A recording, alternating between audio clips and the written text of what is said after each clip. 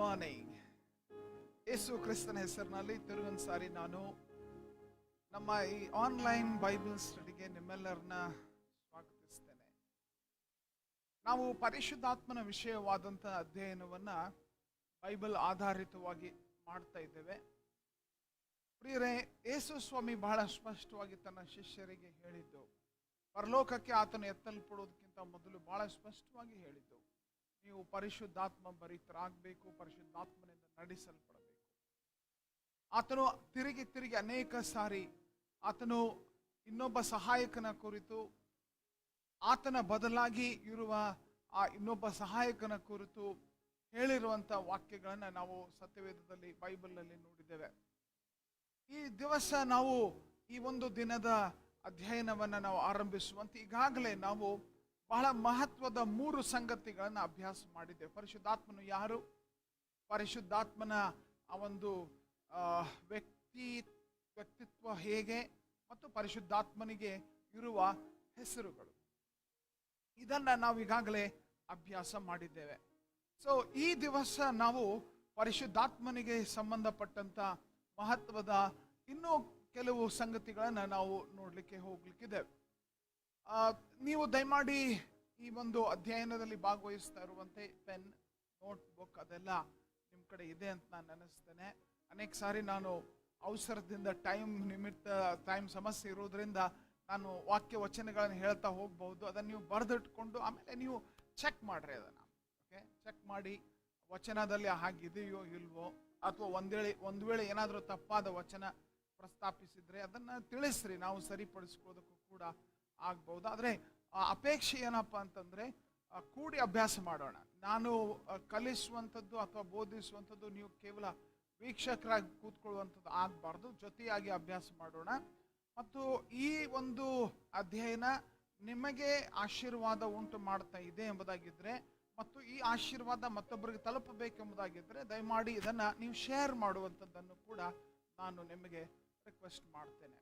ಈ ದಿವಸದ ಅಧ್ಯಯನದ ವಿಷಯ ಆತ್ಮಭರಿತ ಜೀವಿತದ ಒಂದು ಅರ್ಹತೆಗಳೇನು ಮತ್ತು ಆತ್ಮಭರಿತ ಜೀವಿತದ ಲಾಭವೇನು, ಪರಿಶುದ್ಧಾತ್ಮ ಭರಿತರಾಗಿ ನಾವು ಜೀವಿಸುವಾಗ ಅದರಿಂದ ಉಂಟಾಗುವಂತ ಲಾಭ, ಆಶೀರ್ವಾದಗಳು ಏನು ಎಂಬುವಂತ ಆ ಒಂದು ವಿಷಯದಡಿ ನಾವು ಅಭ್ಯಾಸ ಮಾಡಲಿಕ್ಕಿದೆ. ಸೊ ಅದನ್ನು ನಾನು ಇಲ್ಲಿ ಆ ಟೈಟಲ್ ಅನ್ನ ಹೇಳಿರ್ತೇನೆ, ಆತ್ಮ ಭರಿತ ಜೀವಿತದ ಲಾಭ ಮತ್ತು ಆಶೀರ್ವಾದಗಳು. ಸೊ ಇದರಲ್ಲಿ ಈ ವಿಷಯವನ್ನು ನಾವು ಗಮನಿಸುವಾಗ ಮೊದಲನೇದಾಗಿ ಆತ್ಮಭರಿತ ಜೀವಿತ ಎಂಬುದರ ಫಸ್ಟ್ ಬಹಳ ಮುಖ್ಯವಾಗಿ ನಾವು ನೋಡಬೇಕಾಗಿರುವುದು ಅರ್ಥ. ಓಕೆ, ಅರ್ಥವೇನು? ನಾವು ಈ ಶಬ್ದ ಉಪಯೋಗಿಸುವ ಆತ್ಮಭರಿತರು, ಆತ್ಮಭರಿತ ಜೀವಿತ ಎಂಬುದಾಗೆಲ್ಲ ನಾವು ಬೈಬಲ್ನಲ್ಲಿ ಆ ವಿಷಯವಾಗಿ ನಾವು ಮಾತನಾಡುವಾಗ ಅದರ ಅರ್ಥವೇನು, ಅದರ ಮೀನಿಂಗ್ ಏನು, ಅದನ್ನು ನಾವು ಯೋಚಿಸುವಂಥದ್ದು ಬಹಳ ಮುಖ್ಯ. ಸೊ ಇದು ವಿಶೇಷವಾಗಿ ನಾವು ಸ್ವಲ್ಪ ವಿವರವಾಗಿ ನಾವು ನೋಡಲಿಕ್ಕೆ ಹೋಗೋಣ. ಮತ್ತು ಆತ್ಮಭರಿತ ಜೀವಿತದ ಆಶೀರ್ವಾದ ಅಥವಾ ಆಶೀರ್ವಾದ ಅದನ್ನು ನಾವು ನೋಡ್ಲಿಕ್ಕಿದ್ದೇವೆ. ಆಶೀರ್ವಾದ, ಲಾಭ ಇದನ್ನು ನಾವು ನೋಡ್ಲಿಕ್ಕಿದ್ದೇವೆ. ಮೂರನೇದಾಗಿ ಆತ್ಮಭರಿತ ಜೀವಿತದ ಒಂದು ವೇಳೆ ಅರ್ಹತೆ, ಆ ಆತ್ಮಭರಿತ ಜೀವಿತ ನಂಗೆ ಬೇಕಪ್ಪ, ಈ ರೀತಿಯಾದಂಥ ಆಶೀರ್ವಾದ ಅದರಲ್ಲಿ ಇದೆ ಎಂಬುದಾಗಿದ್ರೆ, ನಾನು ಆತ್ಮಭರಿತನಾಗಿ ಜೀವಿಸುವುದರಿಂದ ನನಗೆ ಇಷ್ಟೊಂದು ಆಶೀರ್ವಾದ ಇದೆ ಎಂಬುದಾಗಿದ್ರೆ, ಅದನ್ನು ನಾನು ಪಡ್ಕೊಳ್ಬೇಕಾದ್ರೆ ಏನಾಗಬೇಕು, ನನ್ನಲ್ಲಿ ಏನಿರಬೇಕು ಅನ್ನುವಂಥದ್ದನ್ನ ನಾನು ಅವುಗಳನ್ನ ಅರ್ಹತೆ ಅಥವಾ ಯೋಗ್ಯತೆ ಏನು, ಓಕೆ, ಎಲಿಜಿಬಿಲಿಟಿ ಓಕೆ ಏನು ಎಂಬುದಾಗಿ. So we are going to be looking at the benefits and the blessings of a spirit-filled life. Okay, benefits and blessings of the spirit-filled life, in the spirit life. Okay, ಅದರದ ಅರ್ಥ, meaning we are going to look at, and what's going to be the blessings and the benefits of it, and then what is the eligibility or prerequisite or the qualifications for this kind of an experience that we should be having. Okay, ಇದನ್ನ ನಾವು ಈ ದಿವಸ ಅಭ್ಯಾಸ ಮಾಡಲಿಕ್ಕಿದ್ದೇವೆ. So ವಿಶೇಷವಾಗಿ ಈ ದಿವಸ ಮೊದಲನೇದಾಗಿ ಆತ್ಮಭರಿತ ಜೀವಿತ ಎಂಬುದಾಗಿ ನಾವು ಹೇಳುವಾಗ ಅರ್ಥವೇನು? ಓಕೆ, ಇದರ ಅರ್ಥವೇನು? ಅನೇಕ ಸಾರಿ ಈ ಶಬ್ದ ನಾವು ಉಪಯೋಗಿಸ್ತೇವೆ. ಓಕೆ, ಆತ್ಮ ಭರಿತರು ಅಥವಾ ಪರಿಶುದ್ಧಾತ್ಮ ಭರಿತರು ಅಂತ ಹೇಳಿ ಈ ಶಬ್ದ ಉಪಯೋಗಿಸುವಾಗ ವಾಟ್ ಡು ವಿ ಮೀನ್? ಕೆಲವೊಂದು ಸಾರಿ ನಾವು ಈ ಮಾತನ್ನು ಹೇಳುವಂಥದ್ದುಂಟು. ಏನಂದ್ರೆ ಮೆಸೇಜ್ ಫುಲ್ ಭಾರಿ ಅನಾಯಿಂಟಿಂಗ್ ಇತ್ತು, ಅಥವಾ ಅಭಿಷೇಕ ಇತ್ತು, ಪವರ್ಫುಲ್ ಇತ್ತು. ಅಥವಾ ಕೆಲವೊಂದು ಸಾರಿ ಈ ಮಾತು ಹೇಳುವಂಥದ್ದಿದೆ, ಅಷ್ಟೇನು ಅಭಿಷೇಕ ಇರಲಿಲ್ಲ, ಅನಾಯಿಂಟಿಂಗ್ ಇರಲಿಲ್ಲ, ಬಲ ಇರಲಿಲ್ಲ. ಈ ಶಬ್ದಗಳನ್ನು ನಾವು ಅನೇಕ ಸಾರಿ ಉಪಯೋಗಿಸ್ತೇವೆ. ಓಕೆ, ಏನು ಅನಾಯಿಂಟೆಡ್ ಸ್ಪೀಕರ್ ಅಂತ ಮಾತಾಡ್ತೇವೆ, ಬಹಳ ಅಭಿಷಕ್ತ ಬೋಧಕರು ಅಂತ ಮಾತಾಡ್ತೇವೆ, ಅಭಿಷೇಕವಿತ್ತು ಅಂತ ಹೇಳ್ತೇವೆ, ಅಭಿಷೇಕ ಇರಲಿಲ್ಲ ಅಂತಾನೂ ಮಾತಾಡ್ತೇವೆ. ನಾವು ಆ ಶಬ್ದಗಳನ್ನು ಉಪಯೋಗಿಸುವಾಗ ಆ ಅರ್ಥವೇನು ಬಹಳ ಇಂಪಾರ್ಟೆಂಟ್. ನಾವು ಅದರ ಅರ್ಥ ಯೋಚಿಸ್ಬೇಕು. ಅನೇಕರಿಗೆ ಅದರ ಅರ್ಥನೇ ಗೊತ್ತಿಲ್ಲ. ಸುಮ್ಮನೆ ನಾವು ಆ ಅರ್ಥವಿಲ್ಲದೆ ಮಾತನಾಡುವಂಥದ್ದು ಅನೇಕ ಸಾರಿ ವ್ಯರ್ಥ ಚರ್ಚೆ ಆಗ್ತದೆ. ಸೊ ನಾವು ಈ ಮಾತುಗಳನ್ನ ವಿಶೇಷವಾಗಿ ಈ ಆತ್ಮನಲ್ಲಿ ಒಂದು ವಾಕ್ಯ ಎಂಬುದಾಗೆಲ್ಲ ಹೇಳುವಾಗ ಅರ್ಥ ಏನು ಅಂತ ಕೇಳ್ರಿ. ಕೆಲವೊಂದ್ಸಾರಿ ಇದೆಲ್ಲ ಮಾತಾಡ್ತಾರೆ, ಬಹಳ ಅಭಿಷೇಕ ಇತ್ತು, ಬಹಳ ಬಲ ಇತ್ತು, ಬಹಳ ಶಕ್ತಿ ಇತ್ತು ಅಂದ್ರೆ ಏನ್ರಿ ಅರ್ಥ? What is the meaning of that? ಆ ಶಬ್ದ ಉಪಯೋಗಿಸುವಾಗ what is the meaning of that ಅಂತ ಕೇಳಿದ್ರೆ ಗೊತ್ತಿಲ್ಲ. ಗೊತ್ತಿಲ್ಲ. ಓಕೆ, ಅರ್ಥವೇನು ಹಾಗಾದ್ರೆ ಈ ಶಬ್ದ ಉಪಯೋಗಿಸುವಾಗ? ಅನಾಯಿಂಟಿಂಗ್, ಅಭಿಷೇಕ, ಬಲ, ಶಕ್ತಿ ಅಂತ ಈ ಒಂದು ಮಾತುಗಳನ್ನು ಉಪಯೋಗಿಸುವಾಗ ಅರ್ಥವೇನು ಎಂಬುದನ್ನು ನಾವು ಗಂಭೀರವಾಗಿ ಯೋಚಿಸಬೇಕು. ವಿಶೇಷವಾಗಿ ನಾವು ಬೈಬಲ್ನಲ್ಲಿ ಓದುವಾಗ ಹೊಸ ಒಡಂಬಡಿಕೆಯಲ್ಲಿ ನಾವು ಈ ಶಬ್ದ ತಿರುಗಿ ಪುನರಾವರ್ತಿಸುವಂಥದ್ದನ್ನು ನೋಡ್ತೇವೆ. ಆತ್ಮನಲ್ಲಿ, ಪರಿಶುದ್ಧಾತ್ಮನಲ್ಲಿ, ಆತ್ಮನ ಮುಖಾಂತರ ಈ ಶಬ್ದಗಳು ಉಪಯೋಗಿಸಲ್ಪಡುವಂಥದ್ದನ್ನ ನಾವು ನೋಡ್ಲಿಕ್ಕಿದ್ದೇವೆ. ಇನ್ಫ್ಯಾಕ್ಟ್ ಸ್ವಲ್ಪ ವಿವರವಾಗಿ ನಾವು ನೋಡ್ಲಿಕ್ಕಿದ್ದೇವೆ. ಸೊ ಈ ಒಂದು ಇಂಗ್ಲಿಷ್ನಲ್ಲಿ ಈ ಶಬ್ದ ಇನ್ the spirit, this word in the new testament the term is in the spirit. Okay, ಅಥವಾ ಬೈ ದ ಸ್ಪಿರಿಟ್, ಆತ್ಮನಿಂದ, ಆತ್ಮನ ಮುಖಾಂತರ, ಪರಿಶುದ್ಧಾತ್ಮನ ಮುಖಾಂತರ, ಆತ್ಮನಿಂದ ಎಂಬುವಂತ ಆ ಶಬ್ದ ಉಪಯೋಗಿಸಲ್ಪಡುವಂಥದ್ದನ್ನು ನೋಡ್ತೇವೆ. ನಾವು ಈ ದಿವಸಗಳಲ್ಲಿ ಅನಾಯಿಂಟಿಂಗ್ ಅಂತ ಏನು ಯೂಸ್ ಮಾಡ್ತೇವೆ, ಆ ರೀತಿಯಾಗಿ ಹೊಸ ಒಡಂಬಡಿಕೆಯಲ್ಲಿ ಆತ್ಮನಲ್ಲಿ ಅನ್ನುವ ಈ ಶಬ್ದ, ಓಕೆ, ಆತ್ಮನಲ್ಲಿ, ಪರಿಶುದ್ಧ ಆತ್ಮನಲ್ಲಿ ಅಥವಾ ಪರಿಶುದ್ಧ ಆತ್ಮನಿಂದ. ಓಕೆ, ಈ ಶಬ್ದ ಹೊಸ ಒಡಂಬಡಿಕೆಯಲ್ಲಿಯೇ ಪತ್ರಿಕೆಗಳ ಮುಖಾಂತರ, ಪತ್ರಿಕೆಗಳ ಆಧಾರವಾಗಿ ನಾವು ಎಣಿಸಿದರೆ ಹೊಸ ಒಡಂಬಡಿಕೆಯಲ್ಲಿ ಕೇವಲ ಗಮನಿಸಿದ್ರೆ ನಾನು ಹೇಳ್ತಾ ಇರುವಂಥದ್ದು ಹೊಸ ಒಡಂಬಡಿಕೆಯಲ್ಲಿ ವಿಶೇಷವಾಗಿ ದೇವರ ಆತ್ಮನಿಗೆ ಸಂಬಂಧಪಟ್ಟಂತೆ ಇದು 29 ಸಾರಿ ಉಪಯೋಗಿಸಲ್ಪಟ್ಟಿದೆ. 29 ಟೈಮ್ಸ್ ಆತ್ಮನಲ್ಲಿ, ಆತ್ಮನಿಂದ ಎಂಬುವಂಥ ಶಬ್ದಗಳು. ಇನ್ಫ್ಯಾಕ್ಟ್ ನೀವು ಬೈಬಲ್ನಲ್ಲಿ ಓದುವಾಗ ಅದನ್ನು ಅಂಡರ್ಲೈನ್ ಮಾಡ್ತಾ ಇದ್ರೆ ಬಹಳ ಯೂಸ್ಫುಲ್ ಆಗ್ತದೆ, ನಿಮಗೆ ಗೊತ್ತಾಗ್ತದೆ ಇದರ ಮಹತ್ವ ಏನೆಂಬುದಾಗಿ. ಓಕೆ, ನಾವು ಇದರಲ್ಲಿ ಮುಖ್ಯವಾಗಿ ನಾವು ಅರ್ಥ ಎಂಬುದಾಗಿ ಯೋಚಿಸುವಾಗ ಪರಿಶುದ್ಧಾತ್ಮನ ಆತ್ಮನಿಂದ ಅಂತ ಹೇಳುವಾಗ ನಾವು ಬಹಳ ಸ್ಪಷ್ಟವಾಗಿ ಪರಿಶುದ್ಧ ಆತ್ಮನ ಸಂಬಂಧದೊಂದಿಗೆ ಅಂತ ಅರ್ಥ.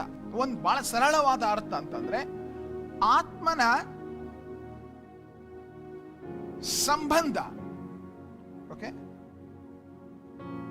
ಆತ್ಮನ ಸಂಬಂಧ,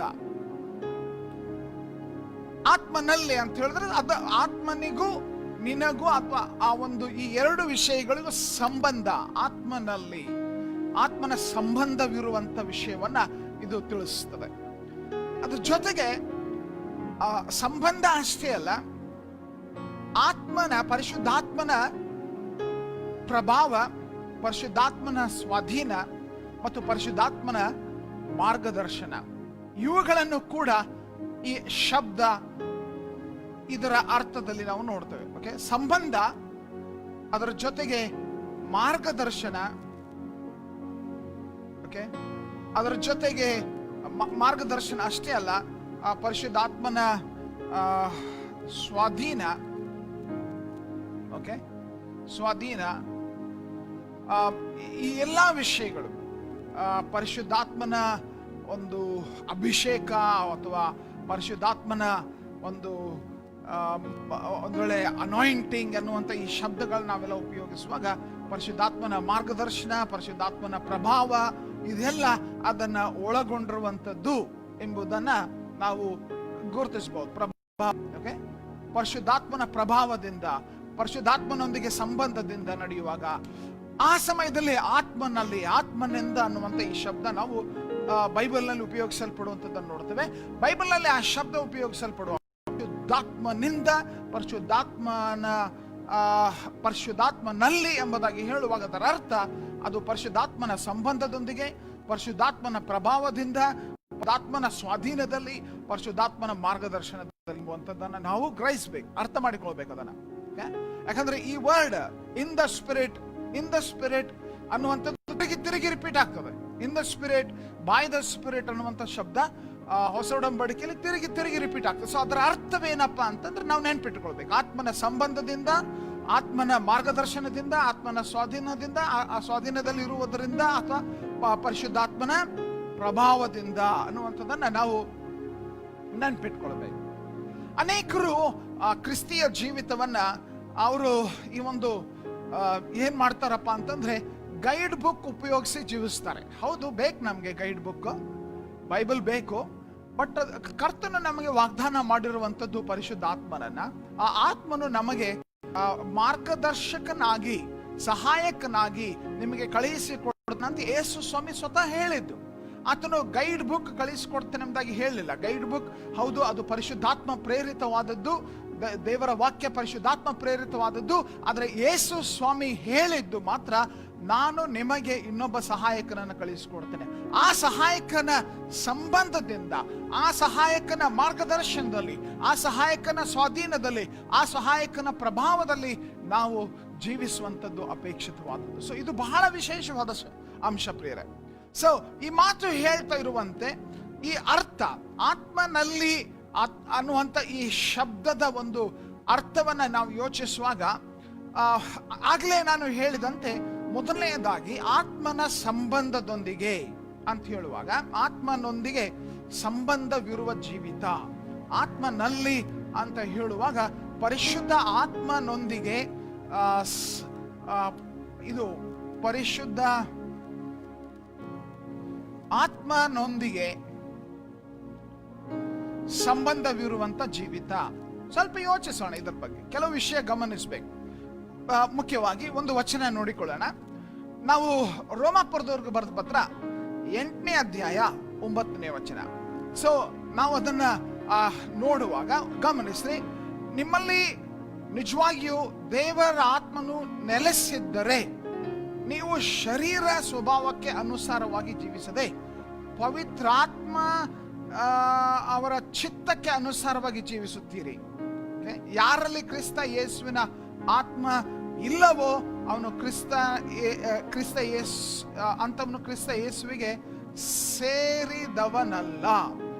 ಇಲ್ಲಿ ಗಮನಿಸ್ರಿ, ದೇವರಾತ್ಮ ನೆಲೆಸಿದ್ದರೆ, ಓಕೆ, ಆ ಶಬ್ದ ನೋಡ್ರಿ, ದೇವರಾತ್ಮ ನೆಲೆಸಿದ್ದರೆ. ಇಲ್ಲಿ ವಿಶೇಷವಾಗಿ ನಾವು ಯೋಚಿಸಬೇಕಾದಂತ ಶಬ್ದ. But you are not in the flesh but in the spirit, if indeed the spirit of God dwells in you. ನಿಮ್ಮಲ್ಲಿ ದೇವರಾತ್ಮ ನೆಲೆಸಿದ್ದರೆ. ಪ್ರಿಯರೇ, ಇಲ್ಲಿ ನೆಲೆಸಿದ್ದರೆ ಅಂತಂದ್ರೆ ಯಾರೋ ನಿಮ್ಮ ಮನೆಗೆ ಬಂದು ನೆಲೆಸಿದಂಗೆ. ಓಕೆ, ನೆಲೆಸಿದ್ದರೆ ಅಂದ್ರೆ ಅದೊಂದು ಸಂಬಂಧದ ಸಂಕೇತ, ಒಂದು ಸಂಬಂಧವನ್ನ ಬೈಬಲ್ ಸೂಚಿಸ್ತಾ ಇದೆ. ಇದು ಪರಿಶುದ್ಧಾತ್ಮನು ನಮ್ಮೊಳಗೆ ಬಂದು ನೆಲೆಸಿರುವಂತ ವಿಷಯವನ್ನ ಸೂಚಿಸ್ತದೆ. ನಾವು ಈ ಒಂದು ಸಂಬಂಧದ ವಿಷಯವಾಗಿ, ಆತ್ಮಿಕ ಸಂಬಂಧದ ವಿಷಯವಾಗಿ ನಾವು ವಿಶೇಷವಾಗಿ ಇದನ್ನ ಯೋಹಾನನ ಸುವಾರ್ತೆಯಲ್ಲಿ ಓದುವಾಗ 3ನೇ ಅಧ್ಯಾಯದಲ್ಲಿ ನಾವು ಗಮನಿಸ್ತೇವೆ. ಯೇಸು ಸ್ವಾಮಿ ಆ ನಿಕೋದೇಮನೊಂದಿಗೆ ಮಾತನಾಡ್ತಾ ಇದ್ದಾಗ ಹೇಳಿದಂತ ಮಾತು, ನೀನು ಹೊಸದಾಗಿ ಹುಟ್ಟದಿದ್ದರೆ. ಅದರ ಅರ್ಥ ಇನ್ಫ್ಯಾಕ್ಟ್ ನಾವು ನೋಡುವಾಗ ಆತ್ಮನಲ್ಲಿ ಅನ್ನುವಂಥ ಶಬ್ದ, ಬೆಂಕಿ ಆತ್ಮನಲ್ಲಿ ಅನ್ನುವಂಥ ಆ ಆತ್ಮನಲ್ಲಿ ಅನ್ನುವಂಥ ಶಬ್ದ ಅದನ್ನ ಸೂಚಿಸುವಂತೆ ಸಂಬಂಧ. ಸಂಬಂಧ ಈ ಶಬ್ದ ಯೋಚಿಸಬೇಕಾದಂಥದ್ದು. ವಿಶೇಷವಾಗಿ ಈ ಒಂದು ವಿಷಯಕ್ಕೆ ಸಂಬಂಧಪಟ್ಟಂತೆ ಆ ಪರಿಶುದ್ಧ ಆತ್ಮನೊಂದಿಗೆ ಸಂಬಂಧ ಅಂತ ನಾವು ಯೋಚಿಸುವಾಗ, ನೀನು ರಕ್ಷಣೆ ಹೊಂದುವಾಗ ಆ ಆತ್ಮನ ಸಂಬಂಧದಿಂದಾಗಿಯೇ ರಕ್ಷಣೆ ಹೊಂದಿದ್ದಿ. ನೀನು ಒಂದ್ ವೇಳೆ ವಿಶ್ವಾಸಿಯಾಗಿ ಕ್ರಿಸ್ತಿಯ ಜೀವಿತ ಜೀವಿಸ್ತಾ ಇದ್ರೆ ಅದು ಪರಿಶುದ್ಧಾತ್ಮನ ಸಂಬಂಧದಿಂದಾಗಿಯೇ ನೀನು ಜೀವಿಸ್ತಾ ಇದ್ದೆ. ಅದನ್ನು ನಿನ್ನಲ್ಲಿ ಆ ಸಂಬಂಧ ಇಟ್ಟುಕೊಂಡು ನೆಲೆಸಿರುವುದರಿಂದ ನೀನು ಆ ಒಂದು ಸ್ಥಿತಿಯಲ್ಲಿ ಇದ್ದಿ ಎಂಬುದನ್ನ ನೀನು ನೆನ್ಪಿಟ್ಕೊಳ್ಬೇಕು, ವಿಶೇಷವಾಗಿ ಗಮನಿಸಬೇಕು. ಓಕೆ, ಈ ರೀತಿಯಾಗಿ ನೋಡುವಾಗ ವಿಶ್ವಾಸಿಗಳೆಲ್ಲ ನಾವು ಈ ಸಂಬಂಧ ಹೊಂದಿರುವಂತವರಾಗಿದ್ದೇವೆ. ಓಕೆ, ಇದಕ್ಕೆ ಅನೇಕ ರೀತಿಯಾದ ಬೇರೆ ಬೇರೆ ಆಧಾರಗಳನ್ನು ಕೂಡ ನಾವು ಕೊಡಬಹುದು. ಎರಡನೆಯದಾಗಿ ಇಲ್ಲಿ ಮಾರ್ಗದರ್ಶನ, ಸ್ವಾಧೀನ ಮತ್ತು ಪ್ರಭಾವ ಅಂತ ಹೇಳುದು. ಪರಿಶುದ್ಧಾತ್ಮನಲ್ಲಿ ಅಂತ ಹೇಳುವಾಗ ಅದರ ಅರ್ಥ ಮಾರ್ಗದರ್ಶನ, ಸ್ವಾಧೀನ ಮತ್ತು ಪ್ರಭಾವ. ಪರಿಶುದ್ಧಾತ್ಮನ ಮಾರ್ಗದರ್ಶನ, ಪರಿಶುದ್ಧಾತ್ಮನ ಸ್ವಾಧೀನ ಮತ್ತು ಪರಿಶುದ್ಧಾತ್ಮನ ಒಂದು ಪ್ರಭಾವ ಅನ್ನುವಂಥ ಈ ಶಬ್ದ, ಇದು ನಾವು ಹೇಳುವಂಥದ್ದು ಏನಂದ್ರೆ ಪರಿಶುದ್ಧಾತ್ಮನ ಒಂದು ಮಾರ್ಗದರ್ಶನಕ್ಕೆ, ಸ್ವಾಧೀನಕ್ಕೆ ನಾವು ಒಳಪಡುವಂಥದ್ದು. To be under the influence, control or guidance of the Holi Spirit. ಇದು ವಿಶೇಷವಾಗಿ ಈ ಒಂದು ಅಂಶ ನಾವು ಬಹಳ ವಿವರವಾಗಿ ನೋಡ್ಲಿಕ್ಕಿದ್ದೇವೆ. ಸಾಧ್ಯವಾದಷ್ಟು ನಾವು ಈ ವಿಷಯವನ್ನ ಈ ಅಧ್ಯಯನದಲ್ಲಿ, ಇದು 14 ಟಾಪಿಕ್ಸ್ಗಳ ಅಧ್ಯಯನ ನಾವು ಮಾಡ್ತಾ ಇದ್ದೇವೆ ಪರಿಶುದ್ಧಾತ್ಮನಿಗೆ ಸಂಬಂಧಪಟ್ಟಂತೆ.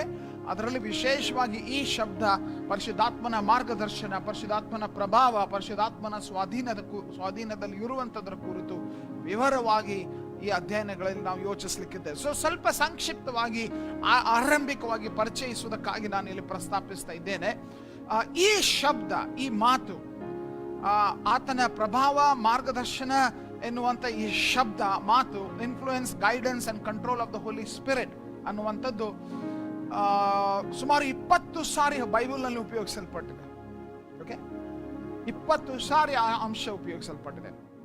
ಸೊ ನಾವು ಪರಿಶುದ್ಧಾತ್ಮನ ಪ್ರಭಾವ, ಪರಿಶುದ್ಧಾತ್ಮನ ಒಂದು ಸ್ವಾಧೀನ ಅಂತ ನಾವು ಹೇಳುವಾಗ ಏನ ಅರ್ಥ ಸ್ವಲ್ಪ ನಾವು ಯೋಚಿಸಬೇಕು. ಓಕೆ, ಇದಕ್ಕೆ 1 ಕೊರಿಂಥ 14ನೇ ಅಧ್ಯಾಯ 2ನೇ ವಚನ ನಾವು ನೋಡಿಕೊಳ್ಳೋಣ. ಓಕೆ, 1 ಕೊರಿಂಥ 14ನೇ ಅಧ್ಯಾಯ ಅದರ 2ನೇ ವಚನ. ಪರಿಶುದ್ಧಾತ್ಮನ ಮಾರ್ಗದರ್ಶನ, ಪರಿಶುದ್ಧಾತ್ಮನ ಸ್ವಾಧೀನ, ಪರಿಶುದ್ಧಾತ್ಮನ ಪ್ರಭಾವ ಅನ್ನುವಂಥ ಈ ಶಬ್ದ, ಅದರ ಅರ್ಥ ನಾವು ನೋಡ್ತಾ ಇರುವಾಗ ಅಲ್ಲಿ ಗಮನಿಸ್ರಿ. 1 ಕೊರಿಂಥ 14ನೇ ಅಧ್ಯಾಯ 2ನೇ ವಚನ ಹೇಳ್ತದೆ.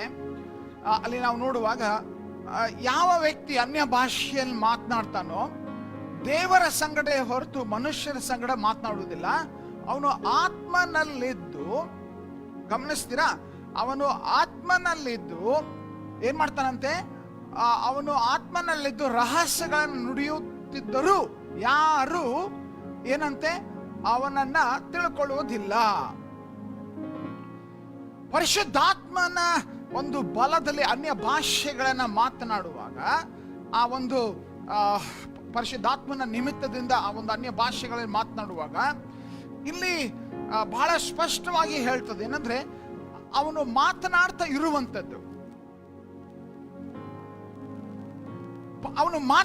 ಇರುವಂತದ್ದನ್ನ ಆತ್ಮನ ಸ್ವಾಧೀನದಲ್ಲಿ, ಆತ್ಮ ಪ್ರೇರಿತನಾಗಿ ಅನ್ನುವಂಥದ್ದನ್ನು ನಾವು ನೋಡ್ತೇವೆ. ತಿರುಗಿ ಆ ವಚನ ನೋಡೋಣ ಅಲ್ಲಿ ಡಿಸ್ಪ್ಲೇದಲ್ಲಿ ನಾವು ನೋಡುವಾಗ. ನೋಡ್ರಿ, ಅನ್ಯ ಭಾಷೆಯ ನಾಡುವವನು ದೇವರ ಸಂಗಡಲೇ ಹೊರತು ಮನುಷ್ಯರ ಸಂಗಡ ಮಾತಾಡುವುದಿಲ್ಲ. ಅವನು ಏನ್ ಮಾತಾಡ್ತಾ ಇದ್ದಾನಂತೆ? ಆ ಶಬ್ದ ನೋಡ್ರಿ, ಆತ್ಮನಲ್ಲಿದ್ದು ಓಕೆ, ಆತ್ಮನಲ್ಲಿದ್ದು ಅವರು ಮಾತನಾಡ್ತಾ ಇರುವಂತದ್ದು ಆತ್ಮನಲ್ಲಿದ್ದು ರಹಸ್ಯಗಳನ್ನ ನುಡಿಯುತ್ತಿದ್ದರು. ಆತ್ಮನಲ್ಲಿದ್ದು ಇಂಗ್ಲಿಷ್ನಲ್ಲಿ ನೀವು ನೋಡುವಾಗ ಅದು ವಿಶೇಷವಾಗಿ does not speak to people but to God, indeed no one understands them, they are mysteries by the spirit. Okay, by the spirit. ಆತ್ಮನಲ್ಲಿದ್ದು ಅನ್ಯ ಭಾಷೆ ಮಾತನಾಡ್ತಾ ಇರುವಂತ ವ್ಯಕ್ತಿ ಮನುಷ್ಯ ಜ್ಞಾನದಿಂದಲ್ಲ, ಆದರೆ ಪರಿಶುದ್ಧ ಆತ್ಮನಿಂದ, ಬೈ ದ ಸ್ಪಿರಿಟ್. ಇಂಗ್ಲಿಷ್ ನಲ್ಲಿ ಆ ವರ್ಡ್ ಉಪಯೋಗಿಸಿದ್ದು ಬೈ ದ ಸ್ಪಿರಿಟ್. ಓಕೆ, ಇದು ಆತ್ಮನಲ್ಲಿದ್ದು. ಓಕೆ, ಆ ಶಬ್ದ ಉಪಯೋಗಿಸಲ್ಪಡ್ತದೆ, ಆತ್ಮನಲ್ಲಿದ್ದು. ಸೊ ನಾವು ಅದೇ ರೀತಿಯಾದಂತ ಒಂದು ಅಂಶವನ್ನ ಬಹಳ ಸ್ಪಷ್ಟ, ಪರಿಶುದ್ಧಾತ್ಮ ಅನ್ಯ ಭಾಷೆ ಮಾತನಾಡ್ತಾ ಇರುವಂತವನು ತನ್ನ ಬುದ್ಧಿ ಶಕ್ತಿಯಿಂದ ಅಲ್ಲ, ಆದರೆ ಪರಿಶುದ್ಧಾತ್ಮನಲ್ಲಿದ್ದು ಮಾತನಾಡ್ತಾನೆ. ತನ್ನ ಸಾಮರ್ಥ್ಯವನ್ನು ಉಪಯೋಗಿಸಿ, ತನ್ನ ಜ್ಞಾನವನ್ನು ಉಪಯೋಗಿಸಿ ಅಲ್ಲ, ಆದರೆ ಪರಿಶುದ್ಧಾತ್ಮನ ಒಂದು ಆತ್ಮನಲ್ಲಿದ್ದು ಸಂಬಂಧದಲ್ಲಿ ಇದ್ದು ಆತನು ಮಾತನಾಡ್ತಾನೆ ಎಂಬುದಾಗಿ. ಪ್ರಕಟಣೆ ಪುಸ್ತಕ 1ನೇ ಅಧ್ಯಾಯ 10ನೇ ವಚನ ನೋಡುವಾಗ ಅಲ್ಲಿ ಅಪೊಸ್ತಲನಾದ ಯೋಹಾನನು ಇನ್ನೊಂದು ಶಬ್ದ ಉಪಯೋಗಿಸ್ತಾನೆ, ಪರಿಶುದ್ಧ ಆತ್ಮನ ವಶದಲ್ಲಿ ಇರುವಂತರ ಕುರಿತು ಮಾತನಾಡ್ತಾನೆ. ನೋಡ್ರಿ, ಅಲ್ಲಿ ನಾನು ಕರ್ತನ ದಿನದಲ್ಲಿ ಆತ್ಮನ ವಶದಲ್ಲಿದ್ದಾಗ, ಗಮನಿಸ್ತೀರ ಆ ಶಬ್ದ, ಆತ್ಮನ ವಶದಲ್ಲಿದ್ದಾಗ. Okay, I was in the spirit. ಆತ್ಮನ ವಶದಲ್ಲಿದ್ದಾಗ, ಪರಿಶುದ್ಧಾತ್ಮನ ವಶದಲ್ಲಿ ಇರಬಹುದು. ಓಕೆ, ಪರಿಶುದ್ಧಾತ್ಮನ ವಶದಲ್ಲಿ ನಾವು ಜೀವಿಸಬಹುದು. ಅಪೊಸ್ತಲರ ಕೃತ್ಯ 18ನೇ ಅಧ್ಯಾಯ 5ನೇ ವಚನ ನೋಡ್ರಿ, ಅಲ್ಲಿ ಇನ್ನೊಂದು ಶಬ್ದ, ವಿಶೇಷವಾಗಿ ಇಂಗ್ಲಿಷ್ ನಲ್ಲಿ ಮಾತ್ರ ಅದು ನಾವು ಗಮನಿಸ್ತೇವೆ. ಅಪೊಸ್ತಲರ ಕೃತ್ಯ 18ನೇ ಅಧ್ಯಾಯ 5ನೇ ವಚನದಲ್ಲಿ ಸೀಲ, ತಿಮೋತಿಯ, ಮಕೆದೋನ್ಯ ಬಂದಾಗ ಪೌಲನು ಆತ್ಮದಲ್ಲಿ ಒತ್ತಾಯ ಮಾಡಲ್ಪಟ್ಟು, ಇಂಗ್ಲಿಷ್ ನಲ್ಲಿ Paul devoted himself exclusively to preaching, testifying. ಎಂಬ ಇಂಗ್ಲಿಷ್ ನಲ್ಲಿ ಮಿಸ್ಸಿಂಗ್ ಇದೆ, ಬಟ್ ಇನ್ನೊಂದು ಭಾಷಾಂತರ ನೀವು ಗಮನಿಸುವುದಾಗಿದ್ರೆ ಪೌಲನು ಆತ್ಮದಲ್ಲಿ ಒತ್ತಾಯ ಮಾಡಲ್ಪಟ್ಟವನಾಗಿ, ಓಕೆ, ಕಾರ್ಯ ಮಾಡುವಂಥದ್ದು ಆತ್ಮದಲ್ಲಿ, ಪರಿಶುದ್ಧಾತ್ಮನಲ್ಲಿ. ಓಕೆ, ಅಪೊಸ್ತಲರ ಕೃತ್ಯ 20ನೇ ಅಧ್ಯಾಯ 22ನೇ ವಚನ ನೋಡ್ರಿ. ಆ ಅಪೊಸ್ತಲರ ಕೃತ್ಯ 20ನೇ ಅಧ್ಯಾಯ 22ನೇ ವಚನದಲ್ಲಿ ಪರಿಶುದ್ಧಾತ್ಮನಿಂದ ನಿರ್ಬಂಧಿಸಲ್ಪಡುವಂಥದ್ದು. ಓಕೆ, ಆತ್ಮನಿಂದ ನಿರ್ಬಂಧಿಸಲ್ಪಡುವಂಥದ್ದು. ಓಕೆ, ಕಂಪೆಲ್ಡ್, ಒತ್ತಾಯಿಸಲ್ಪಡುವಂತ ಸ್ಥಿತಿ. ವಿಶೇಷವಾದ ಶಬ್ದ ಅದು, ಆತ್ಮನ ನಿರ್ಬಂಧ. ಈ ಪ್ರಕಟಣೆ ಪುಸ್ತಕ 4ನೇ ಅಧ್ಯಾಯದ ಒಂದು ಮೊದಲಿನ 2 ವಚನ ಓದುವಾಗ ಅಲ್ಲಿಯೂ ಗಮನಿಸ್ತೇವೆ. ಇದಾದ ಮೇಲೆ ನಾನು ನೋಡಿದಾಗ, ಈಗೋ ಪರಲೋಕದಲ್ಲಿ ತೆರೆದಿದ್ದ ಬಾಗಿಲು ಕಾಣಿಸಿತು, ನನ್ನ ಸಂಗಡ ತುತ್ತೂರಿ ಮಾತನಾಡುತ್ತದೋ ಎಂಬಂತೆ ನಾನು ಮುಂದೆ ಆಗತಕ್ಕವುಗಳನ್ನ ನಾನು ನಿನಗೆ ತೋರಿಸುವೆನೆಂಬುದಾಗಿ ಹೇಳಿರುವಂಥದ್ದು. ಕೂಡಲೇ ನಾನು ಆತ್ಮ ವಶನಾದೆನು, ಪರಿಶುದ್ಧಾತ್ಮನ ವಶನಾದೆನು. ಬಹಳ ಸ್ಪಷ್ಟವಾದ ಶಬ್ದ, ಪರಿಶುದ್ಧಾತ್ಮನ ವಶನಾದೆನು. ಓಕೆ, ಈ ಒಂದು ಅಂಶ ಆತ್ಮನ ವಶ ಆದೆನು, ಆತ್ಮನಲ್ಲಿ ಅನ್ನುವಂಥ ಈ ಶಬ್ದ ಹೇಳುವಾಗ ಯೋಹಾನನ ಮೇಲೆ ಕ್ಷಣ ಮಾತ್ರದಲ್ಲಿ ಪರಿಶುದ್ಧಾತ್ಮನು ತುಂಬಿಕೊಳ್ಳುವಂತ, ಆವರಿಸಿಕೊಳ್ಳುವಂತ ಕಾರ್ಯ, ಆತನನ್ನ ತನ್ನ ಸ್ವಾಧೀನಕ್ಕೆ ತೆಗೆದುಕೊಳ್ಳುವಂತ ಕಾರ್ಯ. ಅಪೊಸ್ತಲ ಯೋಹಾನನಿದ್ದಾನೆ, ಬಟ್ ಅವನನ್ನ ಸಂಪೂರ್ಣವಾಗಿ ದೇವರಾತ್ಮನು ತನ್ನ ಸ್ವಾಧೀನಕ್ಕೆ ತೆಗೆದುಕೊಳ್ಳುವಂತ ಕಾರ್ಯದ ಕುರಿತು ನಾವಲ್ಲಿ ನೋಡ್ತೇವೆ. ಈ ಅಂಶ ಅಂದ್ರೆ ಅವನು ದೇವರ ಆತ್ಮನ ಒಂದು ಪ್ರಕಟಣೆ, ದೇವರ ಆತ್ಮನ ಒಂದು ಸತ್ಯಗಳು ಅದು ಸ್ಪಷ್ಟವಾಗಿ ಅವನಿಗೆ ಗೋಚರಿಸುವ ಹಾಗೆ, ತಿಳಿಯುವ ಹಾಗೆ ಸ್ಪಷ್ಟವಾಗಿ ಅವನ ಮನಸ್ಸನ್ನ ದೇವರು ತನ್ನ ಸ್ವಾಧೀನಕ್ಕೆ ತೆಗೆದುಕೊಂಡು ತಿಳಿಸ್ತಾ ಇದ್ದಾನೆ. ಅವನ ಮನಸ್ಸನ್ನ ಸ್ವಾಧೀನಕ್ಕೆ ತೆಗೆದುಕೊಂಡು ಅವನಿಗೆ ಸತ್ಯವನ್ನ ತಿಳಿಸ್ತಾ ಇದ್ದಾನೆ. ಇದು ಬಹಳ ವಿಶೇಷವಾದ ಶಬ್ದ. ಪ್ರಿಯರೇ, ಈ ಅನುಭವ, ಈ ಆತ್ಮಿಕ ಅನುಭವದ ಕುರಿತು ನಾವು ತಿಳಿದಿದ್ದೇವ.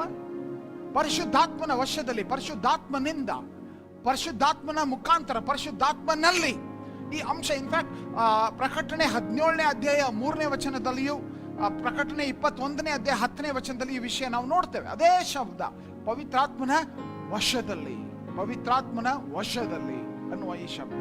ಓಕೆ, ಹಾಗೆ ಇನ್ನೊಂದು ಶಬ್ದ ನಾವು ನೋಡಬಹುದು, ಆತ್ಮನ ಮಾರ್ಗದರ್ಶನ. ವಶದಲ್ಲಿ ಅನ್ನುವಂಥದ್ದಷ್ಟೇ ಅಲ್ಲ, ಆತ್ಮನ ಎಂಬುದಾಗಿ. ಲೂಕನ್ ಸುವಾರ್ತೆ 2ನೇ ಅಧ್ಯಾಯ 25ನೇ ವಚನ ಅಲ್ಲಿ ನಾವು ನೋಡ್ತೇವೆ. ಬಹಳ ಸ್ಪಷ್ಟವಾಗಿ ನಾವು ಗಮನಿಸಬೇಕಾದದ್ದು, ಅಲ್ಲಿ 2ನೇ ಅಧ್ಯಾಯದಲ್ಲಿ ಸಿಮಿಯೋನನ ಕುರಿತು ಪ್ರಸ್ತಾಪವಾಗ್ತದೆ. ಆ ಪ್ರವಾದಿ, ಆ ಹಿರಿಯ ವಯಸ್ಸಿನ ಮನುಷ್ಯ ಯೇಸು ಸ್ವಾಮಿಯನ್ನ ಅಲ್ಲಿ ನೋಡುವಂತ ಸಮಯದಲ್ಲಿ ಸಿಮಿಯೋನನೆಂಬ ಹೆಸರುಳ್ಳ ಒಬ್ಬ ಮನುಷ್ಯನ ವಾಕ್ಯ ನೋಡೋಣ. ಮನುಷ್ಯನು ಯೆರೂಸಲೇಮಿನಲ್ಲಿದ್ದನು, ಇವನು ನೀತಿವಂತನು ಭಕ್ತನು ಆಗಿದ್ದು ಇಸ್ರಾಯೇಲ್ಯರ ಆದರಣೆಗಾಗಿ ಕಾಯುತ್ತಿದ್ದನು, ಇವನ ಮೇಲೆ ಪವಿತ್ರಾತ್ಮನು ಇದ್ದನು ಅಂತಿದೆ.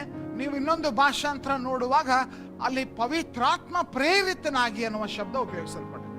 ಓಕೆ, ಕನ್ನಡದ ಇನ್ನೊಂದು ಭಾಷಾಂತರದಲ್ಲಿ ಪವಿತ್ರಾತ್ಮ ಪ್ರೇರಿತನಾಗಿ ಅಂದ್ರೆ ಪವಿತ್ರಾತ್ಮನಿಂದ ನಡೆಸಲ್ಪಡುವನಾಗಿ, ಮಾರ್ಗದರ್ಶಿಸಲ್ಪಡುವನಾಗಿ. ಲೂಕನ್ ಸುವಾರ್ತೆ 4ನೇ ಅಧ್ಯಾಯ 1ನೇ ವಚನ ಅಲ್ಲಿ ನೋಡ್ರಿ, ಯೇಸು ಸ್ವಾಮಿ, ಯೇಸು ಕ್ರಿಸ್ತನು ಪರಿಶುದ್ಧಾತ್ಮನಿಂದ ತುಂಬಿದವನಾಗಿ, ಪರಿಶುದ್ಧಾತ್ಮ ಭರಿತನಾಗಿ ಆತನು ಬೇರೆ ಬೇರೆ ಸ್ಥಳಗಳಿಗೆ ಹೋಗಿರುವಂತ ವಿಷಯವಾಗಿ ನಾವು ಅಲ್ಲಿ ನೋಡ್ತೇವೆ. ಯೋರ್ದನ್ನಿಂದ ಹಿಂತಿರುಗಿ ಬಂದು ಆತ್ಮನಿಂದ ಅಡವಿಯೊಳಕ್ಕೆ ನಡೆಸಲ್ಪಟ್ಟದ್ದು. ಪರಿಶುದ್ಧಾತ್ಮನು ನಡೆಸ್ತಾನೆ, ಪರಿಶುದ್ಧಾತ್ಮನು ವಶಕ್ಕೆ ತೆಗೆದುಕೊಳ್ತಾನೆ, ಪರಿಶುದ್ಧಾತ್ಮನು ಮಾರ್ಗದರ್ಶಿಸ್ತಾನೆ. ರೋಮ 8:14 ಆ ವಚನ ಗಮನಿಸಿರಿ. ಅಲ್ಲಿ ದೇವರ ಆತ್ಮನಿಂದ ಯಾರು ನಡೆಸಲ್ಪಡುತ್ತಾರೋ, ಓಕೆ, ನಡೆಸಲ್ಪಡುತ್ತಾರೆ. ನೀವು ಸ್ಕೂಲ್ಗೆ ಹೋಗ್ತಾ ಇದ್ದಾಗ ಒಂದ್ ವೇಳೆ ನಿಮ್ಮ ತಂದೆ ತಾಯಿಗಳು ಕೈ ಹಿಡಿದು ನಡೆಸ್ಕೊಂಡು ಹೋಗ್ತಾ ಇದ್ರೆ ನಾವು ಹಾಗೆ ಪವಿತ್ರಾತ್ಮನಿಂದ ನಡೆಸಲ್ಪಡುತ್ತಾರೋ ಶಬ್ದ ಬಹಳ ವಿಶೇಷವಾದದ್ದು, ಬಹಳ ಇಂಪಾರ್ಟೆಂಟ್. ಆ ಕಾರ್ಯ ಪರಿಶುದ್ಧಾತ್ಮನು ಅಪೊಸ್ತಲರ ಕೃತ್ಯದಲ್ಲಿ ಅಷ್ಟೇ ಅಲ್ಲ, ಹೊಸ ಒಡಂಬಡಿಕೆಯ ಸಭೆಯಲ್ಲಿ ಆತನು ಮಾಡಿದನು, ಆತನು ನಡೆಸಿದನು, ಆತನು ಮಾರ್ಗದರ್ಶಿಸಿದನು, ಆತನು ವಶಕ್ಕೆ ತೆಗೆದುಕೊಂಡನು, ಆತನು ಸಂಬಂಧದಲ್ಲಿ ಇಟ್ಟುಕೊಂಡನು. ಪ್ರಿಯರೇ, ಯೋಚಿಸಿರಿ, ಇದೆಲ್ಲ ಬೈಬಲ್ನಲ್ಲಿ ಇರುವಂತ ವಚನಗಳು. ಅಂದ್ರೆ ಪರಿಶುದ್ಧಾತ್ಮನ ನಾಯಕತ್ವಕ್ಕೆ ಒಳಪಡುವಂಥದ್ದು. ಅನೇಕರು ತಮ್ಮ ಬುದ್ಧಿಗೆ ಒಳಪಡ್ತಾರೆ, ತಮ್ಮ ಅನುಭವಕ್ಕೆ ಒಳಪಡ್ತಾರೆ, ತಮ್ಮ ಜ್ಞಾನಕ್ಕೆ ಒಳಪಡ್ತಾರೆ. ಆದರೆ ಪರಿಶುದ್ಧಾತ್ಮನಲ್ಲಿ ಪರಿಶುದ್ಧಾತ್ಮನಿಂದ ಅನ್ನುವ ಈ ಶಬ್ದ ಉಪಯೋಗಿಸಲ್ಪಡುವಾಗ ನಾವು ಪರಿಶುದ್ಧಾತ್ಮನಿಗೆ ಅಧೀನರಾಗಿ ಆತನ ನಾಯಕತ್ವಕ್ಕೆ ಒಳಪಟ್ಟು ಜೀವಿಸುವಂತ ವಿಷಯವಾಗಿ ನಾವು ಗಮನಿಸಬೇಕು. ಸೊ ಈ ಪರಿಶುದ್ಧಾತ್ಮನಲ್ಲಿ ಎಂಬುದಾಗಿ, ಪರಿಶುದ್ಧಾತ್ಮನ ವಶದಲ್ಲಿ ಎಂಬುದಾಗಿ ಹೇಳುವಾಗ ಇದು ಒಂದೇ ತರ ಇರುವುದಿಲ್ಲ. ಓಕೆ, ಆತನು ನಡೆಸುವಂತ ವಿಧಾನ, ಆತನ ಪ್ರೇರಣೆ, ಆತನ ಮಾರ್ಗದರ್ಶನ, ಆತನ ಪ್ರಭಾವ ಒಂದೇ ತರ ಇರುವುದಿಲ್ಲ. ಒಬ್ಬೊಬ್ಬರಿಗೆ ಒಂದೊಂದು ತರ ಆತನು ನಡೆಸುವಂತದ್ದುಂಟು. ದೇವರು ಪ್ರತಿಯೊಬ್ಬರಿಗೂ ವಿಶಿಷ್ಟವಾಗಿ ನಡೆಸ್ತಾನೆ. ಓಕೆ, ನಾವು ಅದಕ್ಕಾಗಿ ಇಲ್ಲ ದೇವರೇ ನೀನು ಹೀಗೆ ಅವ್ರಿಗೆ ಹೀಗೆ ನಡೆಸಿದಿ, ನನಗೂ ಹಾಗೆ ನಡೆಸು ಅಂತ ಹೇಳಲಿಕ್ಕೆ ಸಾಧ್ಯವಿಲ್ಲ. ದೇವರು ನಮ್ಮೊಬ್ಬೊಬ್ಬರನ್ನ ವಿಧ ವಿಧವಾಗಿ ನಡೆಸ್ತಾನೆ, ವಿಧ ವಿಧವಾಗಿ ಮಾರ್ಗದರ್ಶಿಸ್ತಾನೆ. ಮತ್ತು ದೇವರ ಆತ್ಮನಿಂದ ನಡೆಸಲ್ಪಡುವಂಥದ್ದು ಎಂಥ ಶ್ರೇಷ್ಠವಾದ ಭಾಗ್ಯ ಪ್ರಿಯರೇ.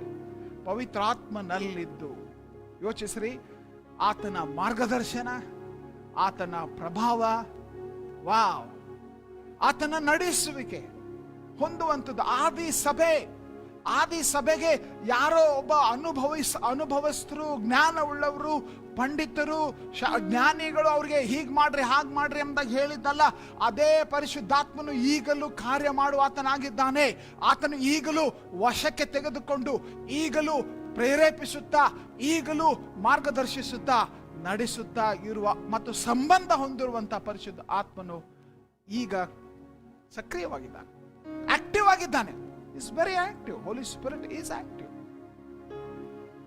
Very active. ಆದ್ರೆ ನಮ್ಮಲ್ಲಿ ಅನೇಕರು ಆ ಸಂಬಂಧದ ಕುರಿತು ತಲೆ ಕೆಡಿಸ್ಕೊಳ್ತಾ ಇಲ್ಲ. ನಾವು ಏನಪ್ಪ ಅಂತಂದ್ರೆ, ನಾವು ಈ ಗಾಡಿ ನಡೆಸ್ತಿರುವಾಗ ಒಂದು ಗೇರ್ನಲ್ಲಿ ಸೆಟ್ ಆಗಿಬಿಟ್ಟಿದ್ದೀವಿ. ಓಕೆ, ಆ ಗಾಡಿ ನಡೆಸ್ತಾರೋ ಅದೇ ಗೇರ್, ಅದನ್ನ ಬಿಟ್ಟು ಬೇರೆ ಚೇಂಜ್ ಮಾಡೋಂಗಿಲ್ಲ ನಾವು. ಓಕೆ, ಯೋಚನೆ ಮಾಡ್ರಿ, ನಮ್ಮ ಆತ್ಮೀಕ ಜೀವಿತ ಒಂದು ಅಡ್ವೆಂಚರ್ ತರ. ಪರಿಶುದ್ಧಾತ್ಮನು, ಆತ್ಮನ ವಶ, ಆತ್ಮನ ನಡೆಸುವಿಕೆ, ಆತ್ಮನ ಮಾರ್ಗದರ್ಶನ, ಆತ್ಮನ ಪ್ರೇರಣೆ, ಇವುಗಳನ್ನ ನಾವು ಹೊಂದಲಿಕ್ಕೆ ಸಾಧ್ಯ. ಯಾಕಂದ್ರೆ ಆತನು ಮಾಡಿದ್ದಾನೆ, ಪರಿಶುದ್ಧಾತ್ಮನು ಇದನ್ನೆಲ್ಲ ಮಾಡಿದ್ದಾನೆ, ಮಾಡ್ತಾ ಇದ್ದಾನೆ. ಆದ್ರೆ ನಾವು ಅದನ್ನ ಕಿವಿಗೊಡುವವರಾಗಿದ್ದೇವೋ? ಕಿವಿಗೊಡುವವರಾಗಿದ್ದೇವೋ. ಆತ್ಮ ಭರಿತ ಜೀವಿತ ಎಂಬುದಾಗಿ ನಾವು ಹೇಳುವಾಗ ನಾವು ಮಾರ್ಗದರ್ಶನಕ್ಕೂ ನಾವು ಆ ಒಂದು ವೇಳೆ ಪ್ರೇರೇಪಣೆಗೂ ನಡೆಸುವಿಕೆಗೂ ಪ್ರಭಾವಕ್ಕೂ ನಾವು ಸಿದ್ಧವಿರದಿದ್ರೆ, ಇದು ಸುಮ್ಮನೆ ಏನೋ ಮೈ ಜುಮ್ ಜುಮ್ ಜುಮ್ ಅಂತೂ ಆ ಅನುಭವಕ್ಕಾಗಿ ಯಾಕೆ ಬರ್ಬೇಕು? ಅವನು ಪರಿಶುದ್ಧಾತ್ಮನು ಯಾಕೆ ಬರಬೇಕು? ಆತನು ಬರುವಾಗ ನಿಮ್ಮ ಅತಿಥಿಯಾಗಿ ನಮ್ಮನ್ನು ನಡೆಸುವುದಕ್ಕೆ ಆತನು ಅತಿಥಿಯಾಗಿ ಬರಲು ಬಯಸುವುದಿಲ್ಲ. ಆತನು ನಮ್ಮ ನಾಯಕನಾಗಿ, ಮಾರ್ಗದರ್ಶಕನಾಗಿ, ಸಹಾಯಕನಾಗಿ, ಯೇಸು ಸ್ವಾಮಿ ತಿಳಿಸಿದಂತೆ ನಾನು ಇನ್ನೊಬ್ಬ ಸಹಾಯಕನನ್ನು ಕಳಿಸಿಕೊಡ್ತೇನೆ, ಆ ಸಹಾಯಕನಾಗಿ ನಮ್ಮ ಜೀವಿತದಲ್ಲಿ ಬಂದು ಕಾರ್ಯ ಮಾಡಲು ಮನಸ್ಸುಳ್ಳವನಾಗಿದ್ದ. ಆದರೆ ನಾವು ಮಾತ್ರ ಪ್ರೇರೇಪಣೆಗೆ, ಮಾರ್ಗದರ್ಶನಕ್ಕೆ, ನಡೆಸುವಿಕೆಗೆ, ಆತ್ಮನ ನಾಯಕತ್ವಕ್ಕೆ ಮನಸ್ಸು ಮಾಡ್ತಾ ಇದ್ದೇವೋ ಇಲ್ವೋ ಗೊತ್ತಿಲ್ಲ.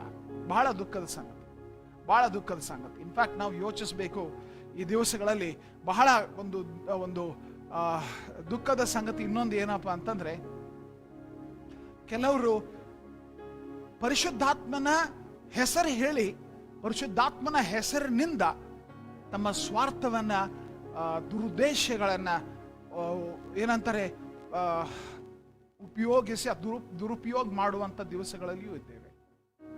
ಅನೇಕ ಮುಗ್ಧ ಜನರನ್ನು ಪರಿಶುದ್ಧಾತ್ಮನ ಒಂದು ಪ್ರೇರಣೆಯಿಂದ ನಾನು ಹೇಳ್ತಾ ಇದ್ದೇನೆ, ಜಾಗ್ರತೆ. ಪರಿಶುದ್ಧಾತ್ಮನ ವಿಷಯದಲ್ಲಿ ನಾವು ಹಾಗೆ ಮಾಡುವಂಥದ್ದು ಸರಿಯಲ್ಲ. ಎಚ್ಚರಿಕೆಯಿಂದಿರಬೇಕು. ನಾವು ಬಹಳ ಯೋಚಿಸ್ರಿ. ಓಕೆ, ಸ್ವಾರ್ಥಕ್ಕಾಗಿ ದುರುಪಯೋಗಿಸುವಂಥದ್ದು, ದೇವರಾತ್ಮನ ಹೆಸರನ್ನು ಉಪಯೋಗಿಸಿ ತಮ್ಮ ಈ ಒಂದು ಶರೀರಾಧೀನವಾದ ಗುಣಲಕ್ಷಣಗಳನ್ನ ಅಥವಾ ಆಶಾಭಿಲಾಷೆಗಳನ್ನ ಅದನ್ನ ನಾವು ನೆರವೇರಿಸುವುದಕ್ಕಾಗಿ ಪರಿಶುದ್ಧಾತ್ಮನ ಹೆಸರನ್ನು ಉಪಯೋಗಿಸುವಂಥದ್ದು ಸರಿಯಲ್ಲ. ಯಾಕಂದ್ರೆ ಪರಿಶುದ್ಧಾತ್ಮನು ಆತನು ನಮ್ಮನ್ನು ನಡೆಸುವುದಕ್ಕಾಗಿದ್ದಾನೆ, ಮಾರ್ಗದರ್ಶಿಸುವುದಕ್ಕಿದ್ದಾನೆ, ಪ್ರಭಾವ ಬೀರುವುದಕ್ಕಾಗಿ ನಮ್ಮಲ್ಲಿದ್ದಾನೆ. ಆ ಹೆಸರನ್ನ ನಾವು ಒಂದು ವೇಳೆ ಸ್ವಾರ್ಥ ಆಧಾರಿತವಾಗಿ ಉಪಯೋಗಿಸುವುದಾಗಿದ್ದಲ್ಲಿ ಅದು ಸರಿಯಲ್ಲ. ಈಗ ಎರಡನೇ ವಿಷಯಕ್ಕೆ ನಾವು ಹೋಗೋಣ.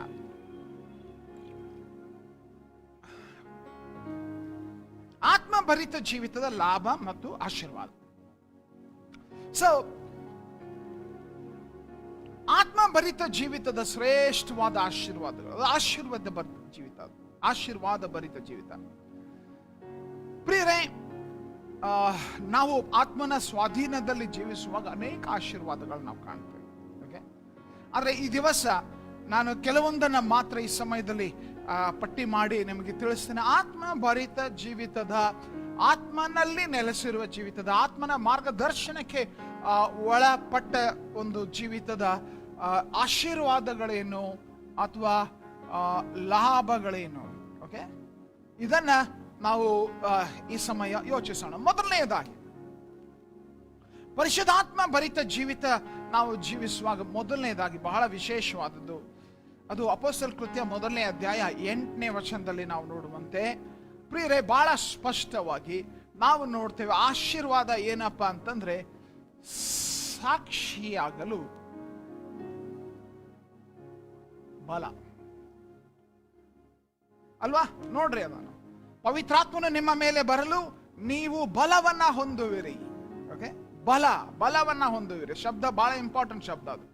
ಆ ಶಬ್ದ ನಾವು ಹೈಲೈಟ್ ಮಾಡೋಣ. ಬಲವನ್ನ ಹೊಂದುವಿರಿ. ಏನಾಗ್ತೀರ ಆಮೇಲೆ? ಬಲ ಹೊಂದಿ ಆಮೇಲೆ ಏನ್ ಮಾಡ್ತೀರಿ? ಸಾಕ್ಷಿಗಳಾಗುವಿರಿ. ಓಕೆ, ಎಲ್ಲೆಲ್ಲಿ? ಯೆರೂಸಲೇಮ್, ಯೂದಾಯ, ಸಮಾರ್ಯ, ಲೋಕದ ಕಟ್ಟ ಕಡೆಯವರೆಗೆ. ಓಕೆ, ಪವಿತ್ರಾತ್ಮನು ನಿಮ್ಮ ಮೇಲೆ ಬರಲು ಬಲವನ್ನು ಹೊಂದುವಿರಿ. That is the most important thing. ಆಶೀರ್ವಾದ ಏನು? ಪರಿಶುದ್ಧಾತ್ಮ ಭರಿತ ಜೀವಿತದ ಆಶೀರ್ವಾದ ಏನು? ನೀನು ಸಾಕ್ಷಿಯಾಗುವುದಕ್ಕೆ ಬಲ ದೇವರು ಕೊಡ್ತಾನೆ. Okay, important word. ಯೋಚಿಸ್ರಿ, ಪೇತ್ರನ ಜೀವಿತ, ಅವನು ಈ ಒಂದು 50ಮ ದಿನದ ಅನುಭವದಕ್ಕಿಂತ ಮೊದಲು, ಅನುಭವದ ನಂತರ. ಓಕೆ, ಯೇಸು ಸ್ವಾಮಿ ಇಲ್ಲಿ ಎರಡನೇ ಆಶೀರ್ವಾದ ನಾವು ನೋಡೋಣ. ಅದು ವಿಶೇಷವಾಗಿ ಎರಡನೆಯ ಆಶೀರ್ವಾದ ಏನಪ್ಪ ಅಂತಂದ್ರೆ, ನಾವು ಅನುಭವಿಸುವಂಥದ್ದು ದೇವರ ಸಾನ್ನಿಧ್ಯ. ಓಕೆ, ದೇವರ ಸಾನ್ನಿಧ್ಯ ನಾವು ಅನುಭವಿಸ್ತೇವೆ. ಅದು ಒಂದು ಸ್ಥಿರವಾದ ದೇವರ ಸಾನ್ನಿಧ್ಯವನ್ನು ನಾವು ಅನುಭವಿಸಲಿಕ್ಕೆ ಸಾಧ್ಯ. ಈ ಮಾತು ಹೇಳ್ತಾ ಇರುವಾಗ ಯೇಸು ಸ್ವಾಮಿ ಆ ಒಂದು ಶಿಲುಬೆಗೆ ಹೋಗುವುದಕ್ಕೆ ಮೊದಲು ತನ್ನ ಶಿಷ್ಯರೊಂದಿಗೆ ಸಮಯ ಕಳೆಯುತ್ತಾ ಇದ್ದಾಗ ಅದ್ಭುತವಾದ ವಾಗ್ದಾನಗಳನ್ನ ಆತನು ಮಾಡಿದನು. ಯೋಹಾನನ ಸುವಾರ್ತೆ 14ನೇ ಅಧ್ಯಾಯಕ್ಕೆ ನಾವು ಹೋಗುವಾಗ ಬಹಳ ಸ್ಪಷ್ಟವಾಗಿ ಅಲ್ಲಿ ನಾವು ನೋಡ್ತೇವೆ. 16ನೇ ವಚನ, ನಾನು ತಂದೆಯನ್ನ ಬೇಡಿಕೊಳ್ಳುವೆನು, ಆತನು ನಿಮಗೆ ಬೇರೊಬ್ಬ ಆದರಿಕನನ್ನು, ಶಬ್ದ ನೋಡ್ರಿ, ಆದರಿಕನನ್ನ ಕೊಡುವನು. ಓಕೆ, ಇಂಗ್ಲಿಷ್ನಲ್ಲಿ ಅನದರ್ ಹೆಲ್ಪರ್, ಇನ್ನೊಬ್ಬ ಸಹಾಯಕನನ್ನ ಕೊಡುವೆನು ಎಂಬುದಾಗಿ. ಓಕೆ, ಇದು ಯಾವಾಗ ಆಗ್ತದಪ್ಪ ಎಂಬುದಾಗಿ ಹೇಳುವಾಗ, ಅವರು ಆ ಆತ್ಮ ಭರಿತರಾಗುವಾಗ ಆ ದೇವರ ಸಾನ್ನಿಧ್ಯ, ಆತನ ಆಗಮನ, ಆ ಅನುಭವನ ಹೊಂದುತ್ತೇವೆ. ಅದು ಆತ್ಮ ಭರಿತರಾಗುವಾಗ ಆ ಆತ್ಮನು ಕಳುಹಿಸಲ್ಪಡುವ ಕಾರ್ಯವದು ಎಂಬುದಾಗಿ. 2 ಕೊರಿಂಥ 13ನೇ ಅಧ್ಯಾಯ 14ನೇ ವಚನ ನಾವು ಅಂತ್ಯಾಶೀರ್ವಾದದ ಮಾತು. ಓಕೆ, ಅಲ್ಲಿ ನಾವು ಹೇಳ್ತೇವೆ, ತಂದೆಯಾದ ದೇವರ, ಕರ್ತನಾದ ಯೇಸು ಕ್ರಿಸ್ತನ ಕೃಪೆಯು, ದೇವರ ಪ್ರೀತಿಯು, ಪವಿತ್ರಾತ್ಮನ ಅನ್ಯೋನ್ಯತೆಯು. ನೋಡ್ರಿ ಇಲ್ಲ, ಅನ್ಯೋನ್ಯತೆ. ಓಕೆ, ಅನ್ಯೋನ್ಯತೆ ಏನದು? ಪರಿಶುದ್ಧಾತ್ಮನ ಸಾನ್ನಿಧ್ಯ. ಅದು ಆ ಒಂದು ಅವಕಾಶ ನಮಗೆ ದೊರಕುತ್ತದೆ. ಪರಿಶುದ್ಧಾತ್ಮನ ಮುಖಾಂತರ ಅನ್ಯೋನ್ಯತೆ, ದೇವರೊಂದಿಗೆ ಅನ್ಯೋನ್ಯತೆ ನಾವು ಹೊಂದುತ್ತೇವೆ.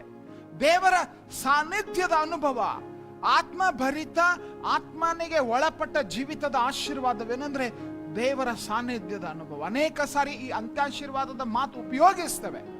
ದೇವರ ಸಾನ್ನಿಧ್ಯ, ಅನ್ಯೋನ್ಯತೆ, ಪರಿಶುದ್ಧಾತ್ಮನ ಅನ್ಯೋನ್ಯತೆ ಅಂತ ಪ್ರತಿ ಅಂತ್ಯಾಶೀರ್ವಾದದಲ್ಲಿ ನಾವು ಕೇಳ್ತೇವೆ. ಆದ್ರೆ ನಿಜವಾಗ್ಲೂ ಆ ಅನ್ಯೋನ್ಯತೆ ನಾವು ಹೊಂದುತ್ತೇವೋ? ಆ ಅನ್ಯೋನ್ಯತೆ ನಮಗೆ ಖಚಿತವಾಗಿ ಪರಿಶುದ್ಧಾತ್ಮ ಭರಿತ ಜೀವಿತದಿಂದ ದೊರಕುತ್ತದೆ. ಒಂದು ಆಳವಾದ ಸಂಬಂಧ ಅದು. ಅನ್ಯೋನ್ಯತೆ ಅಪ್ಪ ಅಂತಂದ್ರೆ ಏನು? ಆಳವಾದ ಸಂಬಂಧ. ಓಕೆ, ಅದು ಬಹಳ ಮಹತ್ವದ್ದು. 3ನೇ ನಾವು ಇಲ್ಲಿ ನೋಡುವಾಗ ಅಪೊಸ್ತಲ ಕೃತ್ಯ 9ನೇ ಅಧ್ಯಾಯ 11ನೇ ವಚನ. ಓಕೆ, ಅಪೊಸ್ತಲ ಕೃತ್ಯ 9ನೇ ಅಧ್ಯಾಯ 11ನೇ ವಚನ. ಅಲ್ಲಿ ಏನಾಗ್ತಾ ಇದೆ?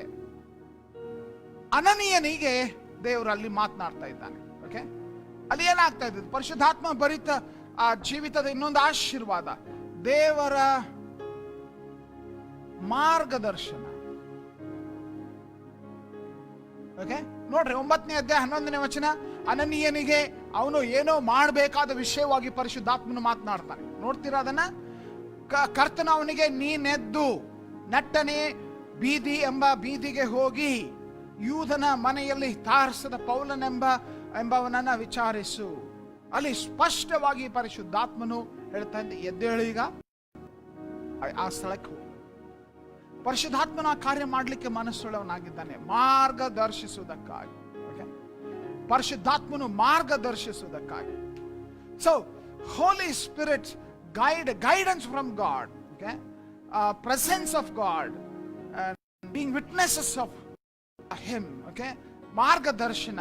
ಸೊ ಇನ್ನೊಂದು ಅಂಶ ನಾವು ಅಪೊಸ್ತಲ ಕೃತ್ಯ 16ನೇ ಅಧ್ಯಾಯದಲ್ಲಿ ನೋಡುವಾಗ, 6ನೇ ವಚನದಿಂದ ನಾವು ಅಭ್ಯಾಸ ಮಾಡುವಾಗ, ಅದೇ ಪರಿಶುದ್ಧಾತ್ಮನು ಸೇವೆಯ ವಿಷಯವಾಗಿ ಪೌಲನಿಗೆ ಮಾರ್ಗದರ್ಶಿಸುವಂಥದ್ದನ್ನು ಕೂಡ ನಾವು ನೋಡ್ತೇವೆ.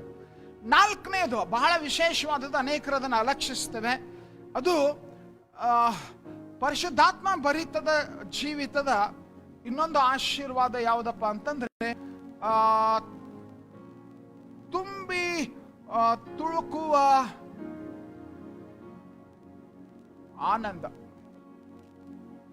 ಓವರ್ಫ್ಲೋಯಿಂಗ್ ಜಾಯ್. ಓಕೆ, ಓವರ್ಫ್ಲೋಯಿಂಗ್ ಜಾಯ್. ಪರಿಶುದ್ಧಾತ್ಮ ಭರಿತ ಜೀವಿತ ಸಂತೋಷದ ಜೀವಿತ, ಆತ್ಮಭರಿತ ಜೀವಿತ, ಅದು ಆನಂದಮಯ ಜೀವಿತ, ಉಲ್ಲಾಸಮಯವಾದ ಜೀವಿತ.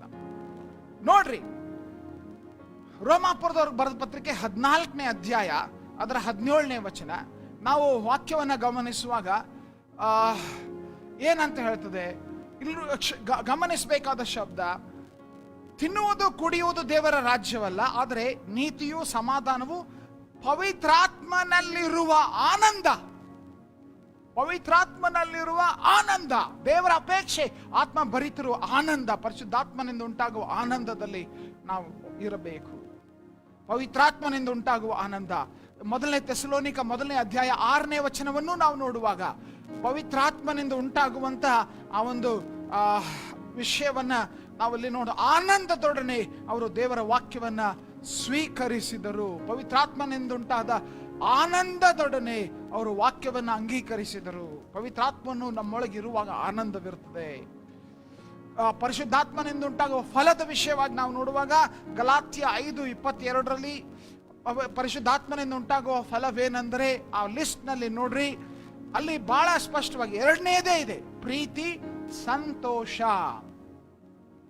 ಪವಿತ್ರಾತ್ಮನಿಂದ ಉಂಟಾಗುವಂಥದ್ದು. ಇನ್ಫ್ಯಾಕ್ಟ್ ಅಪೊಸ್ತಲರ ಕೃತ್ಯ 2ನೇ ಅಧ್ಯಾಯ 46ನೇ ವಚನದಲ್ಲಿ ಬಹಳ ಸ್ಪಷ್ಟವಾಗಿ ಅಲ್ಲಿಯೂ ಕೂಡ ಅಲ್ಲಿ ಆತ್ಮಭರಿತ ವಿಶ್ವಾಸಿಗಳ ಲಕ್ಷಣವಾಗಿ ನಾವು ನೋಡ್ತೇವೆ. ಅವರು ದೇವಾಲಯದಲ್ಲಿ ಪ್ರತಿದಿನ ಒಮ್ಮನಸ್ಸಿನಿಂದಲೂ ಕೂಡುತ್ತಾ ಮನೆ ಮನೆಗಳಲ್ಲಿ ರೊಟ್ಟಿ ಮುರಿಯುತ್ತಾ ಹೇಗಿದ್ರಂತೆ, ದುಃಖಗ್ರಸ್ತರಾಗಿ ಅಲ್ಲ. ಆತ್ಮಭರಿತ ಜನರು ಜೀವಿಸುವಂಥದ್ದು ದುಃಖಗ್ರಸ್ತರಾಗಿ ಅಲ್ಲ. ಗಮನಿಸ್ರಿ, ಉಲ್ಲಾಸದಿಂದಲೂ. They were happy people. ಈಗ ನೀನು ಆತ್ಮಭರಿತ ವ್ಯಕ್ತಿ ಎಂಬುದಾಗಿ ಹೇಳಿ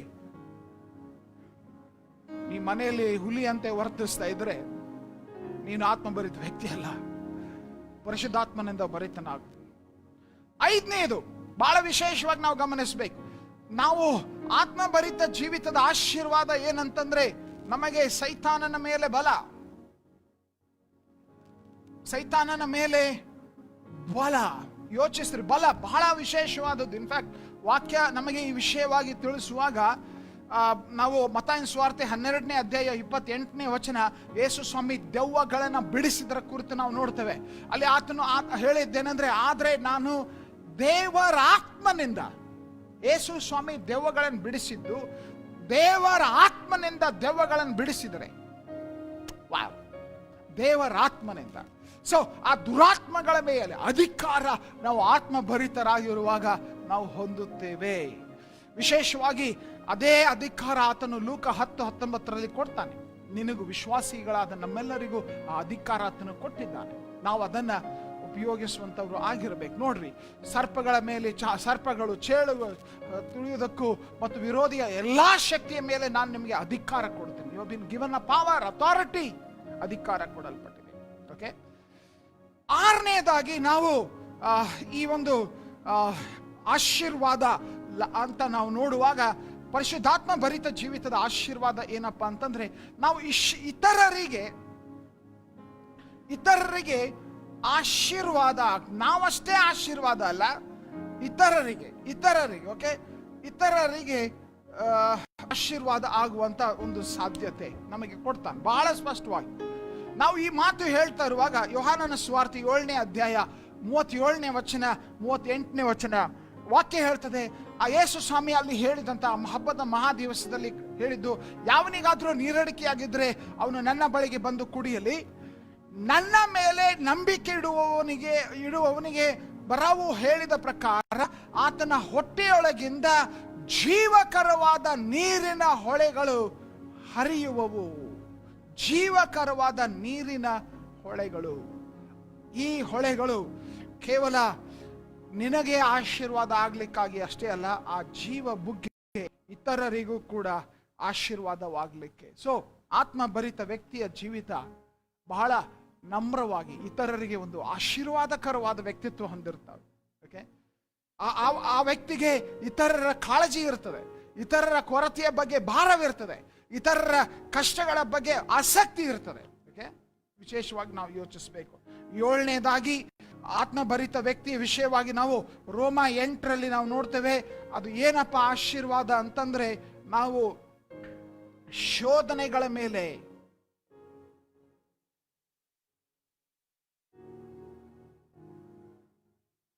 ಜಯ. ಓಕೆ. ಶೋಧನೆಗಳನ್ನು ಜಯಿಸುವುದಕ್ಕೆ ಆತ್ಮಭರಿತ ಜೀವಿತ ಸಹಾಯ ಮಾಡ್ತದೆ. ಆತ್ಮಭರಿತ ಜೀವಿತದಿಂದ ನೀನು ಶೋಧನೆಗಳನ್ನು ಜಯಿಸಬಹುದು.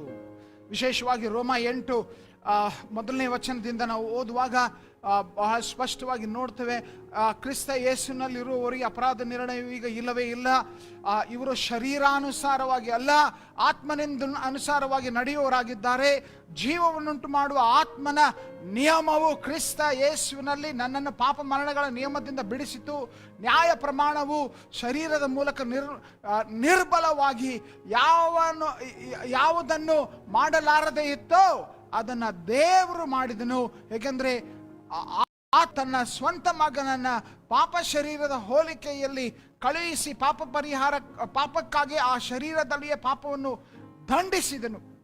ಹೀಗೆ ಶರೀರಕ್ಕನುಸಾರವಾಗಿ ನಡೆಯದೆ ಆತ್ಮನಿಗನುಸಾರವಾಗಿ ನಡೆಯುವರಾದ ನಮ್ಮಲ್ಲಿ ನ್ಯಾಯ ಪ್ರಮಾಣದ ನೀತಿ ನೆರವೇರುವುದು. ಗಮನಿಸ್ತೀರಾ? ಲಾಸ್ಟ್ ವರ್ಡ್, ಶರೀರಾನುಸಾರವಾಗಿ ನಡೆಯದೆ ಆತ್ಮನಿಗನುಸಾರವಾಗಿ ನಡೆಯುವವರಾದ ನಮ್ಮಲ್ಲಿ ನ್ಯಾಯ ಪ್ರಮಾಣ ಅಂದ್ರೆ ದೇವರ ವಾಕ್ಯದ ನೀತಿಯು ನೆರವೇರುವುದು. ಓಕೆ, ಆತ್ಮನಾಗ ಅನುಸಾರವಾಗಿ ನಾವು ಜೀವಿಸುವಾಗ ಶೋಧನೆಗಳನ್ನು ಜಯಿಸ್ತೇವೆ, ಬಲಹೀನತೆಗಳನ್ನು ಜಯಿಸ್ತೇವೆ.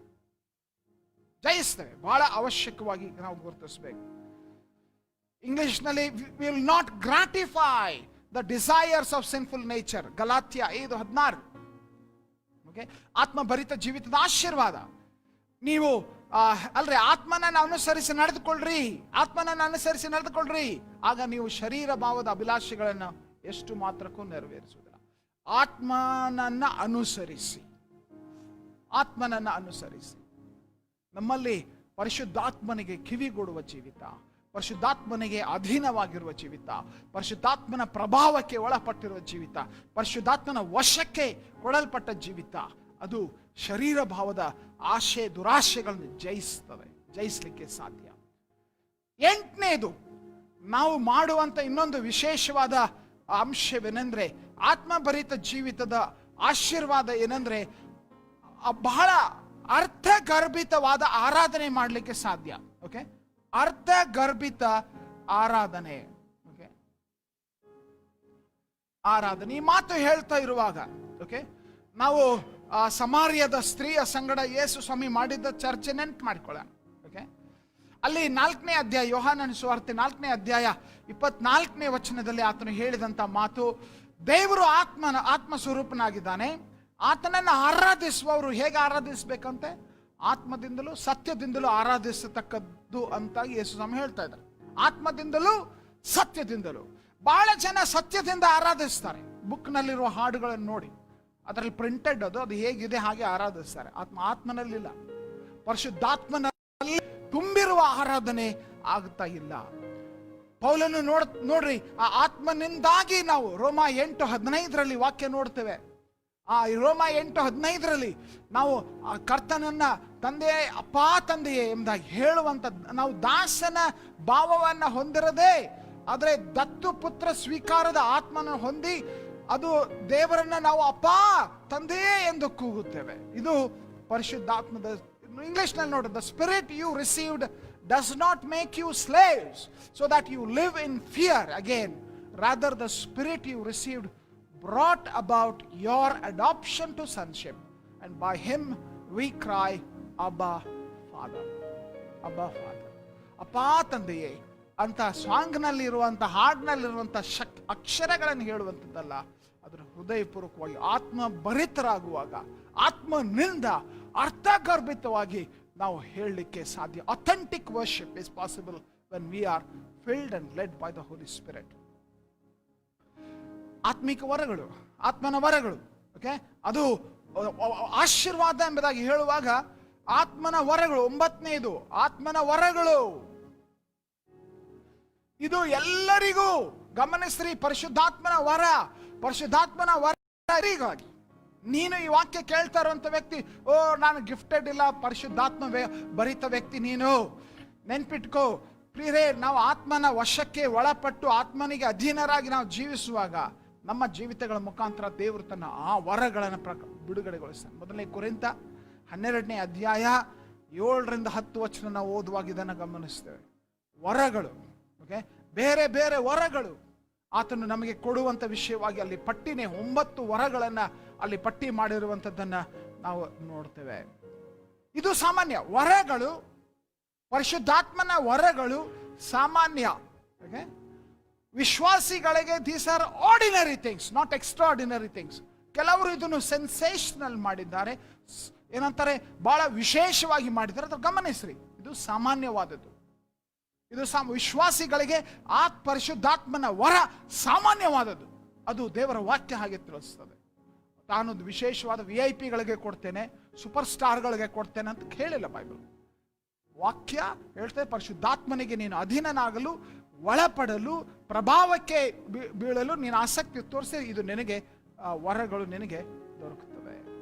ಗಲಾತ್ಯ 5:22-23 ಪ್ರಕಾರ 10ನೇ ಆಶೀರ್ವಾದ ನಾವಲ್ಲಿ ಗಮನಿಸಬಹುದು, ಆತ್ಮನ ಫಲ. ಓಕೆ, ಆತ್ಮನ ಫಲ, ಆತ್ಮಭರಿತ ಜೀವಿತದ ಆಶೀರ್ವಾದ ಇದು, ಆತ್ಮನ ಫಲ. ಬಹಳ ವಿಶೇಷವಾದದ್ದು. ಓಕೆ, ಯಾವ ವ್ಯಕ್ತಿ ಪರಿಶುದ್ಧಾತ್ಮನಿಗೆ ಅಧೀನನಾಗ್ತಾನೋ, ಒಳಪಡ್ತಾನೋ, anyone who yields his life to the correction of God's word, ದೇವರ ವಾಕ್ಯದ ಒಂದು ವೇಳೆ ಮಾರ್ಗದರ್ಶನಕ್ಕೆ, ಶಿಸ್ತಿಗೆ ಯಾವ ವ್ಯಕ್ತಿ ಒಳಪಡ್ತಾನೋ ಆ ವ್ಯಕ್ತಿಯ ಜೀವಿತದಲ್ಲಿ ಪರಿಶುದ್ಧಾತ್ಮನ ಫಲ ಅದು ಕಂಡು ಬರಲಾರಂಭಿಸ್ತದೆ, ಬೆಳೆಯಲಾರಂಭಿಸ್ತದೆ. ಬಹಳ ವಿಶೇಷವಾದದ್ದು. ಸೊ ಪರಿಶುದ್ಧಾತ್ಮನ ಫಲ ಕಂಡು ಬರ್ತದೆ. ಅಷ್ಟು ಮಾತ್ರವಲ್ಲ, ನಾವು ಇನ್ನೊಂದು ಅಂಶ ಗಮನಿಸಬೇಕು. 11ನೇ ಆಶೀರ್ವಾದ ಇದು ದೇವರೊಂದಿಗೆ ಸಂಬಂಧದಲ್ಲಿ ಅಭಿವೃದ್ಧಿ ಆಗ್ತದ್ರಿ. ಬಹಳ ವಿಶೇಷವಾದದ್ದು. ಓಕೆ, 11ನೇದು ಸಂಬಂಧದಲ್ಲಿ ಅಭಿವೃದ್ಧಿ. ಓಕೆ, ಸಂಬಂಧದಲ್ಲಿ, ದೇವರೊಂದಿಗಿನ ಸಂಬಂಧದಲ್ಲಿ ಅಭಿವೃದ್ಧಿ ಬಹಳ ವಿಶೇಷವಾದ ಸತ್ಯ. ಈ ಮಾತು ಹೇಳುವಾಗ ನೋಡ್ರಿ, ಯೇಸು ಸ್ವಾಮಿಯೊಂದಿಗೆ ಶಿಷ್ಯರು ಸಮಯ ಕಳೆದ್ರು, ಯೇಸು ಸ್ವಾಮಿಯೊಂದಿಗೆ ಸಮಯ ಕಳೆದ್ರು. ಹೆಚ್ಚು ಯೇಸು ಸ್ವಾಮಿಯೊಂದಿಗೆ ಸಮಯ ಕಳೆದಂತೆ ಯೇಸು ಸ್ವಾಮಿಯೊಂದಿಗೆ ಸಂಬಂಧ ಅಭಿವೃದ್ಧಿ ಆಯಿತು. ಹಾಗೆ ಪರಿಶುದ್ಧಾತ್ಮನೊಂದಿಗೆ ನಾವು ಸಮಯ ಕಳೆಯುವಾಗ ಹೆಚ್ಚು ಪರಿಶುದ್ಧಾತ್ಮನೊಂದಿಗೆ ಸಮಯ ನಾವು ಕಳೆಯುವಾಗ ನಮ್ಮ ಸಂಬಂಧ ಪರಿಶುದ್ಧಾತ್ಮನೊಂದಿಗೆ ಬಲವಾಗ್ತದೆ. ನಾವು ಅದನ್ನು ಗಂಭೀರವಾಗಿ ಯೋಚಿಸಬೇಕು. ಮಾತ್ರವಲ್ಲ, ಇನ್ನೂ ಆಶೀರ್ವಾದ ಇದೆ, ಬಹಳ ಆಶೀರ್ವಾದ ಇದೆ. ಓಕೆ, ಕೆಲವು ವಿಷಯಗಳು ಮಾತ್ರ ನಾನು ಪ್ರಸ್ತಾಪಿಸ್ತಾ ಇದ್ದೇನೆ. 12ನೆಯ ಆಶೀರ್ವಾದ ವಿಶೇಷವಾದದ್ದು. ಶಾರೀರಿಕವಾಗಿ ಬಲ ಮತ್ತು ಸೌಖ್ಯತೆ. ಪರಿಶುದ್ಧಾತ್ಮನ ಭರಿತ ಜೀವಿತದ ಆಶೀರ್ವಾದ ಏನಪ್ಪಾ ಅಂದ್ರೆ, ಈ ಒಂದು ಪರಿಶುದ್ಧಾತ್ಮನ ಮುಖಾಂತರವಾಗಿ ನಾವು ಶಾರೀರಿಕವಾಗಿ ಬಲ ಹೊಂದುತ್ತೇವೆ, ಶಾರೀರಿಕವಾಗಿ ಸೌಖ್ಯತೆಯನ್ನು ನಾವು ಹೊಂದುತ್ತೇವೆ. ಓಕೆ, ವಿಶೇಷವಾಗಿ ನೋಡ್ರಿ, ರೋಮ 8:11 ಬಹಳ ವಿಶೇಷವಾದ ವಚನ ಅದು. ಎಲ್ಲರೂ ನೀವು ಅದನ್ನು ಗಮನಿಸ್ರಿ. ಯೇಸುವನ್ನ ಸತ್ತವರೊಳಗಿಂದ ಜೀವಿತನಾಗಿ ಎಬ್ಬಿಸಿದಾತನ ಆತ್ಮನು ನಿಮ್ಮಲ್ಲಿ ವಾಸವಾಗಿದ್ದರೆ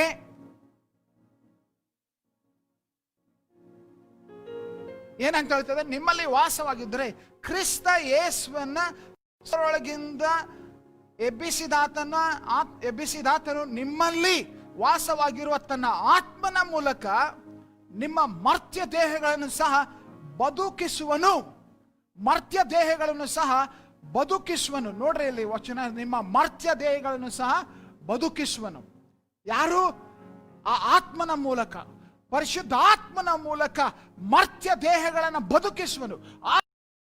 ಜೀವಿತ ನಿನಗೆ ಅದು ಬದುಕಿಸುವ ಸಾಮರ್ಥ್ಯ ನಿನ್ನೊಳಗೆ ತುಂಬುತ್ತದೆ. ಆತ್ಮಭರಿತ ಜೀವಿತ ಗುಣಪಡಿಸುವ ಸಾಮರ್ಥ್ಯವನ್ನ ನಿನ್ನೊಳಗೆ ತುಂಬುತ್ತದೆ. ಈ ಶಬ್ದ ಮರ್ತ್ಯ ದೇಹಗಳನ್ನು ಸಹ ಬದುಕಿಸುವನು. ಯಾವಾಗ? ನಿಮ್ಮಲ್ಲಿ ವಾಸವಾಗಿರುವ ತನ್ನ ಆತ್ಮನ ಮೂಲಕ, ಪರಿಶುದ್ಧಾತ್ಮ ನಿನ್ನೊಳಗೆ ವಾಸ ಮಾಡುವುದರ ಮೂಲಕ ಈ ಮರ್ತ್ಯ ದೇಹಗಳನ್ನು ಬದುಕಿಸುವಂತ ಕಾರ್ಯ ಮಾಡ್ತಾನೆ. ಆತ್ಮಭರಿತ ಜೀವಿತದ ಆಶೀರ್ವಾದ. ಹಲ್ಲೆಲೂಯಾ. ಈ ಅಪೇಕ್ಷೆ ನಮ್ಮಲ್ಲಿ ತುಂಬಬೇಕು. ಇನ್ಫ್ಯಾಕ್ಟ್ ನೋಡ್ರಿ, ಅಲ್ಲಿ 3 ತರದ ಆಶೀರ್ವಾದ ನೋಡ್ತೇವೆ. ಒಂದು, ಪರಿಶುದ್ಧಾತ್ಮನು ಶಾರೀರಿಕವಾಗಿ ನಮ್ಮನ್ನು ಬಲಪಡಿಸಲಿಕ್ಕೆ ಸಾಧ್ಯ. ಪರಿಶುದ್ಧಾತ್ಮನು ನಮ್ಮ ರೋಗಗಳನ್ನು ಗುಣಪಡಿಸಲಿಕ್ಕೆ ಸಾಧ್ಯ. ಪರಿಶುದ್ಧಾತ್ಮನು ಸತ್ತು ಹೋದ ನಮ್ಮ ಜೀವಿತಗಳನ್ನು ಪುನರುತ್ಥಾನಕ್ಕೆ ನಡೆಸುವಂಥದ್ದು ಸಾಧ್ಯ ಎಂಬುವಂಥದ್ದು ಆ ಆತ್ಮನಿಂದ ಎಂಬುವಂಥದ್ದನ್ನು ಈ ವಾಕ್ಯದ ಮುಖಾಂತರ ತಿಳ್ಕೊಳ್ತೇವೆ. ಆತ್ಮನಿಂದಲೇ ಪುನರುತ್ಥಾನ, ಪರಿಶುದ್ಧಾತ್ಮನಿಂದಲೇ ಪುನರುತ್ಥಾನದ ಸಾಮರ್ಥ್ಯ ದೊರಕುತ್ತದೆ. 13ನೇದಾಗಿ ಆಶೀರ್ವಾದ, ಆತ್ಮಭರಿತ ಜೀವಿತದ ಆಶೀರ್ವಾದ ಏನು? ಬಲಗೊಳ್ಳುವ ಪ್ರಾರ್ಥನೆಯ ಜೀವಿತ. ಓಕೆ, ಬಲಗೊಳ್ಳುವ ಪ್ರಾರ್ಥನೆ ಜೀವಿತ.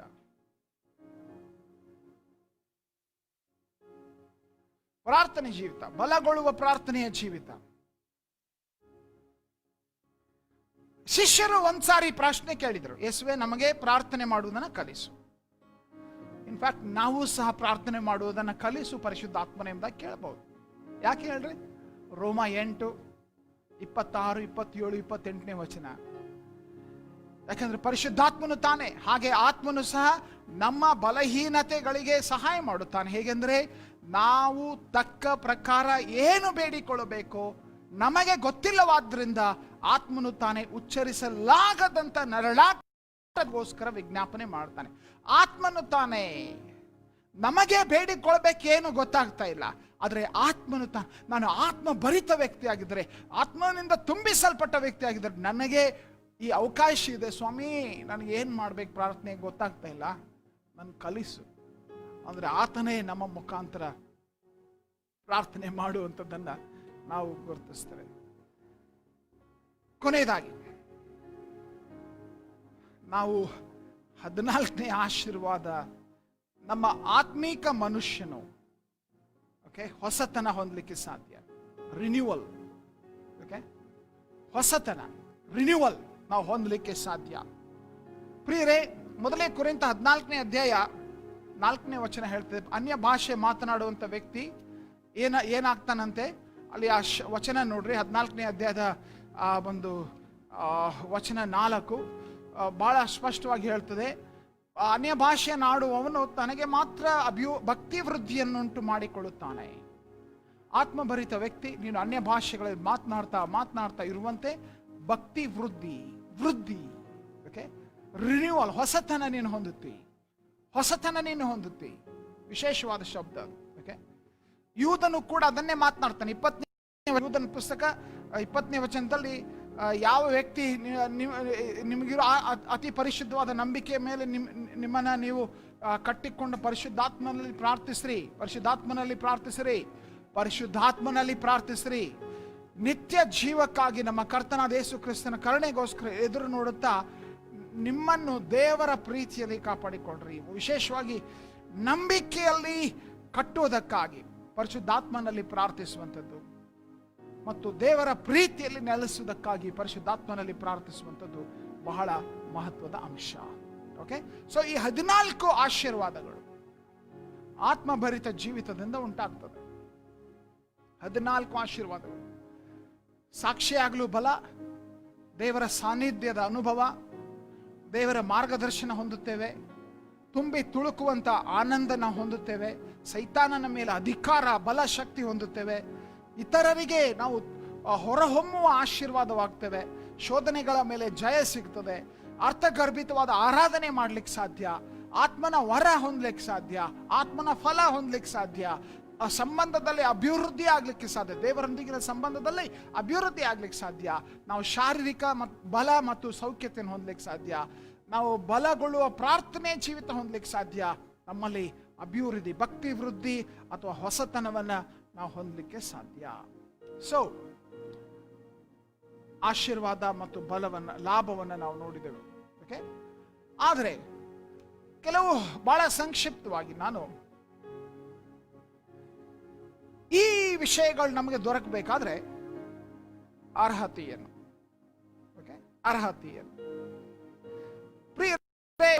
ಸಿಂಪಲ್, ಬಹಳ ಸ್ಪಷ್ಟವಾಗಿ ಮೊದಲನೆಯದು, ನೀನು ರಕ್ಷಣೆ ಹೊಂದಿರಬೇಕು, ಹೊಸದಾಗಿ ಹುಟ್ಟಿರಬೇಕು. ಯೋಹಾನ 3:6 ಪ್ರಕಾರ ನಾವು ವಾಕ್ಯದ ಆಧಾರವಾಗಿ ಮಾತನಾಡ್ತಾ ಇದ್ದೇನೆ. ಕೆಲವು ನಿಮಿಷ ನಾನು ಒಂದು ವೇಳೆ ಎಕ್ಸ್ಟೆಂಡ್ ಮಾಡಿದ್ರು ದಯಮಾಡಿ ಕ್ಷಮಿಸ್ರಿ. ಯೋಹಾನ 3:6 flesh gives birth to flesh but spirit gives birth to spirit. ನಿನಗೆ ಆತ್ಮನ ಬಲ ಬೇಕಿದ್ರೆ ಆತ್ಮನಲ್ಲಿ ಆತ್ಮೀಕವಾಗಿ ನೀನು ಹೊಸದಾಗಿ ಹುಟ್ಟಿರ್ಬೇಕು. ನೀನು ರಕ್ಷಣೆ ಹೊಂದಿರಬೇಕು.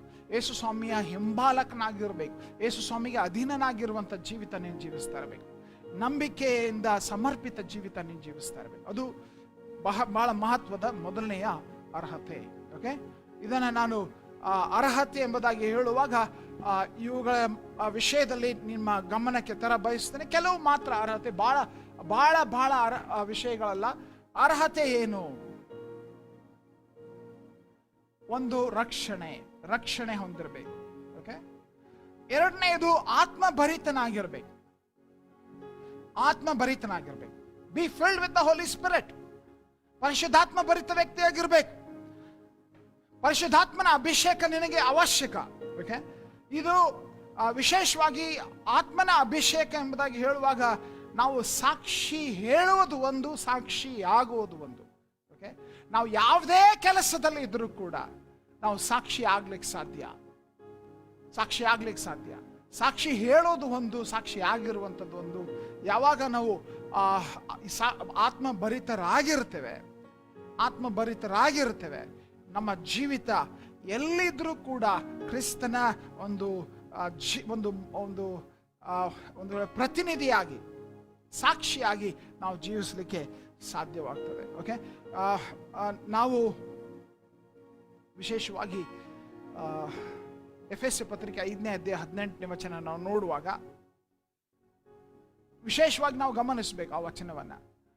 ನಾವು ಆತ್ಮನಿಗೆ ಒಳಪಟ್ಟಂತ ಜೀವಿತದ ಒಂದು ತುಂಬಿಸಲ್ಪಟ್ಟಂತ ಜೀವಿತದ ಅವಶ್ಯಕತೆ. Ephesians chapter 5:18. ಓಕೆ, ನಾವು ಮದ್ಯಪಾನದಿಂದ ಏನಂತಾರೆ ಮತ್ತರಾಗಿ ಜೀವಿಸುವಂಥದ್ದು ಅಲ್ಲ, ಆದರೆ ಆತ್ಮನಿಂದ ತುಂಬಿಸಲ್ಪಟ್ಟಂತ ಜೀವಿತ ದೇವರು ನಮ್ಮಿಂದ ಅಪೇಕ್ಷಿಸ್ತಾನೆ. ಮದ್ಯಪಾನ ಮಾಡಿ ಮತ್ತರಾಗಬೇಡ್ರಿ, ಅದರಿಂದ ಪಟಿಂಗತನ ಹುಟ್ಟುತ್ತದೆ, ಆದರೆ ಪವಿತ್ರಾತ್ಮ ಭರಿತರಾಗಿದ್ದು ಎಂಬುದಾಗಿ ವಾಕ್ಯ ಹೇಳ್ತದೆ. ಬಹಳ ಬಹಳ ಅವಶ್ಯ ನಾವು ಹೊಂದಬೇಕಾದಂಥ ಅನುಭವ ಇದು. ಮತ್ತು ಮೂರನೇದಾಗಿ ಆತ್ಮನ ಕಾರ್ಯಗಳಿಗೆ ನಾವು ಲಭ್ಯವಿರಬೇಕು.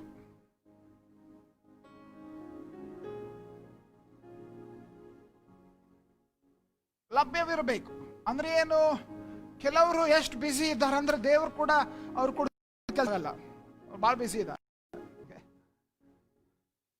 ಯಾರು ತೆರೆದ ಮನಸ್ಸುಳ್ಳವರಾಗಿ ಆಸಕ್ತಿ ತೋರಿಸ್ತಾರೋ ಅವರೊಂದಿಗೆ ದೇವರಾತ್ಮನ ಕೆಲಸ ಮಾಡ್ತಾರೆ. ಯಾಕಂದ್ರೆ ನೆನ್ಪಿಟ್ಕೊಡ್ರಿ, ದೇವರಾತ್ಮನನ್ನ ಎದುರಿಸಬಹುದು, ದೇವರಾತ್ಮನನ್ನು ದುಃಖಿಸಬಹುದು. ನೀನೇನ್ ಮಾಡ್ತಾ ಇದ್ದೀಯ? ರಕ್ಷಣೆ ಹೊಂದಿರುವಂತ ವ್ಯಕ್ತಿ, ಅಭಿಷೇಕವಾಗಿದೆ ಅಂತ ಹೇಳುವಂತ ವ್ಯಕ್ತಿ ಪರಿಶುದ್ಧಾತ್ಮನಿಗೆ ದುಃಖಿಸ್ತಾ ಇದೆಯೋ ಅಥವಾ ಎದುರಿಸ್ತಾ ಇದೆಯೋ ಅಥವಾ ಅಧೀನನಾಗಿದೆಯೋ? ಯಾಕಂದ್ರೆ ಪರಿಶುದ್ಧಾತ್ಮನು ಪಾರಿವಾಳದಂತೆ ಬಹಳ ಸೂಕ್ಷ್ಮವಾದ ಒಂದು ಕಾರ್ಯ ಮಾಡುವ.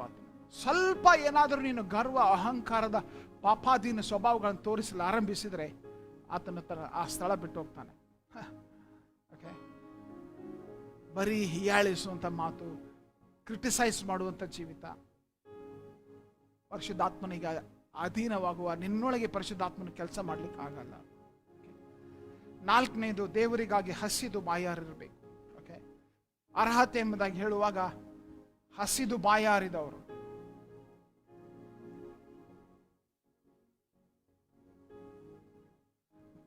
ಯೇಸು ಸ್ವಾಮಿನೇ ಹೇಳಿದಂತ ಪರ್ವತ ಪ್ರಸಂಗದಲ್ಲಿ ಹೇಳಿದಂತ ಮಾತಿದು. ಮತ್ತಾಯ 5:6, ನೀತಿಗೆ ಹಸಿದು ಬಾಯಾರಿದವರು ಧನ್ಯರು, ಅವರು ತೃಪ್ತರಾಗುವರು. ತೃಪ್ತಿ ಬೇಕಾಗಿದ್ದಲ್ಲಿ ಹಸಿವೆ ಬೇಕು. ದೇವರಿಗಾಗಿ ಹಸಿದು ಬಾಯಾರಿದವರನ್ನ ದೇವರು ತೃಪ್ತಿಪಡಿಸ್ತಾನೆ. ಓಕೆ,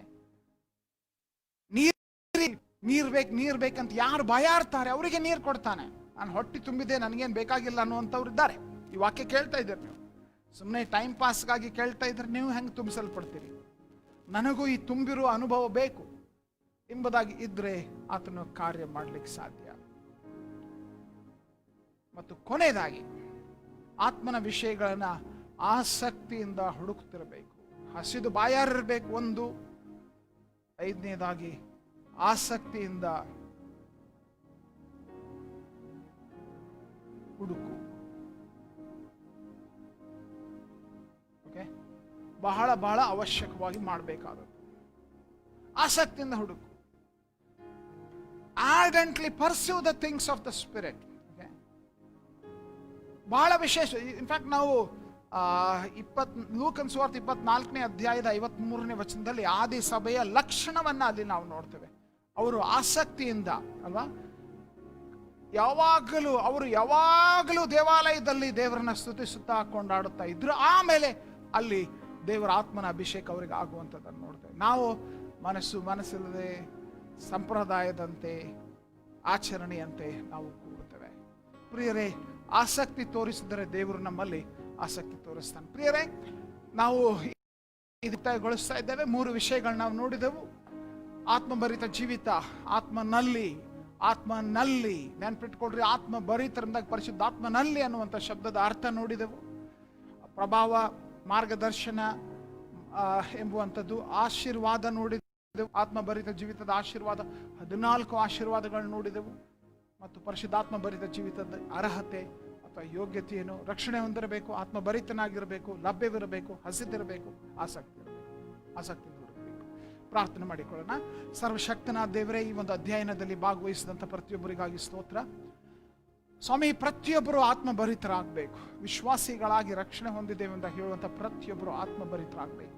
ಪರಲೋಕದ ಈ ಬಲ, ಈ ಶಕ್ತಿ ಪ್ರತಿಯೊಂದು ಮನೆಗಳಲ್ಲಿ ಕಾರ್ಯ ಮಾಡಬೇಕು. ಹಾಗೆ ನೀನು ಆಶೀರ್ವದಿಸು. ಈ ಅಧ್ಯಯನವನ್ನು ನಾವು ಮುಂದುವರಿಸುವಂತೆ ಮುಂದಿನ ದಿವಸಗಳಲ್ಲಿಯೂ ಕೂಡ ನೀನು ಕಾರ್ಯ ಮಾಡು. ಈ ದಿವಸ ನಮ್ಮೊಂದಿಗೆ ಮಾತನಾಡಿದಕ್ಕಾಗಿ ಸ್ತೋತ್ರ. ಯೇಸು ಸ್ವಾಮಿ ಹೆಸರಿನಲ್ಲಿ ಪ್ರಾರ್ಥಿಸಿದ್ದೇವೆ ತಂದೆಯೇ, ಆಮೆನ್. ಧನ್ಯವಾದಗಳು ನೀವು ಭಾಗವಹಿಸಿದ್ದಕ್ಕಾಗಿ. ವಿಶೇಷವಾಗಿ ಇಷ್ಟೊಂದು ಲೇಟ್ ಆಗಿಯೂ ಕೂಡ ನೀವು ಭಾಗವಹಿಸಿದ್ದಕ್ಕಾಗಿ ಧನ್ಯವಾದಗಳು. ಈ ಸಾಯಂಕಾಲ 7 ಗಂಟೆಗೆ ಮತ್ತೆ ನಾವು ಚರ್ಚೆಗಾಗಿ, ಅಪೊಸ್ತಲರ ಕೃತ್ಯ 2ನೇ ಅಧ್ಯಾಯದ ಚರ್ಚೆಗಾಗಿ ಸೇರಿ ಬರ್ತೇವೆ. ದಯಮಾಡಿ ಬಂದು ಜಾಯ್ನ್ ಆಗ್ರಿ. ಈ ವಿಡಿಯೋನು ಕೂಡ ದೇವರು ನಿಮ್ಮನ್ನು ಆಶೀರ್ವದಿಸಲಿ.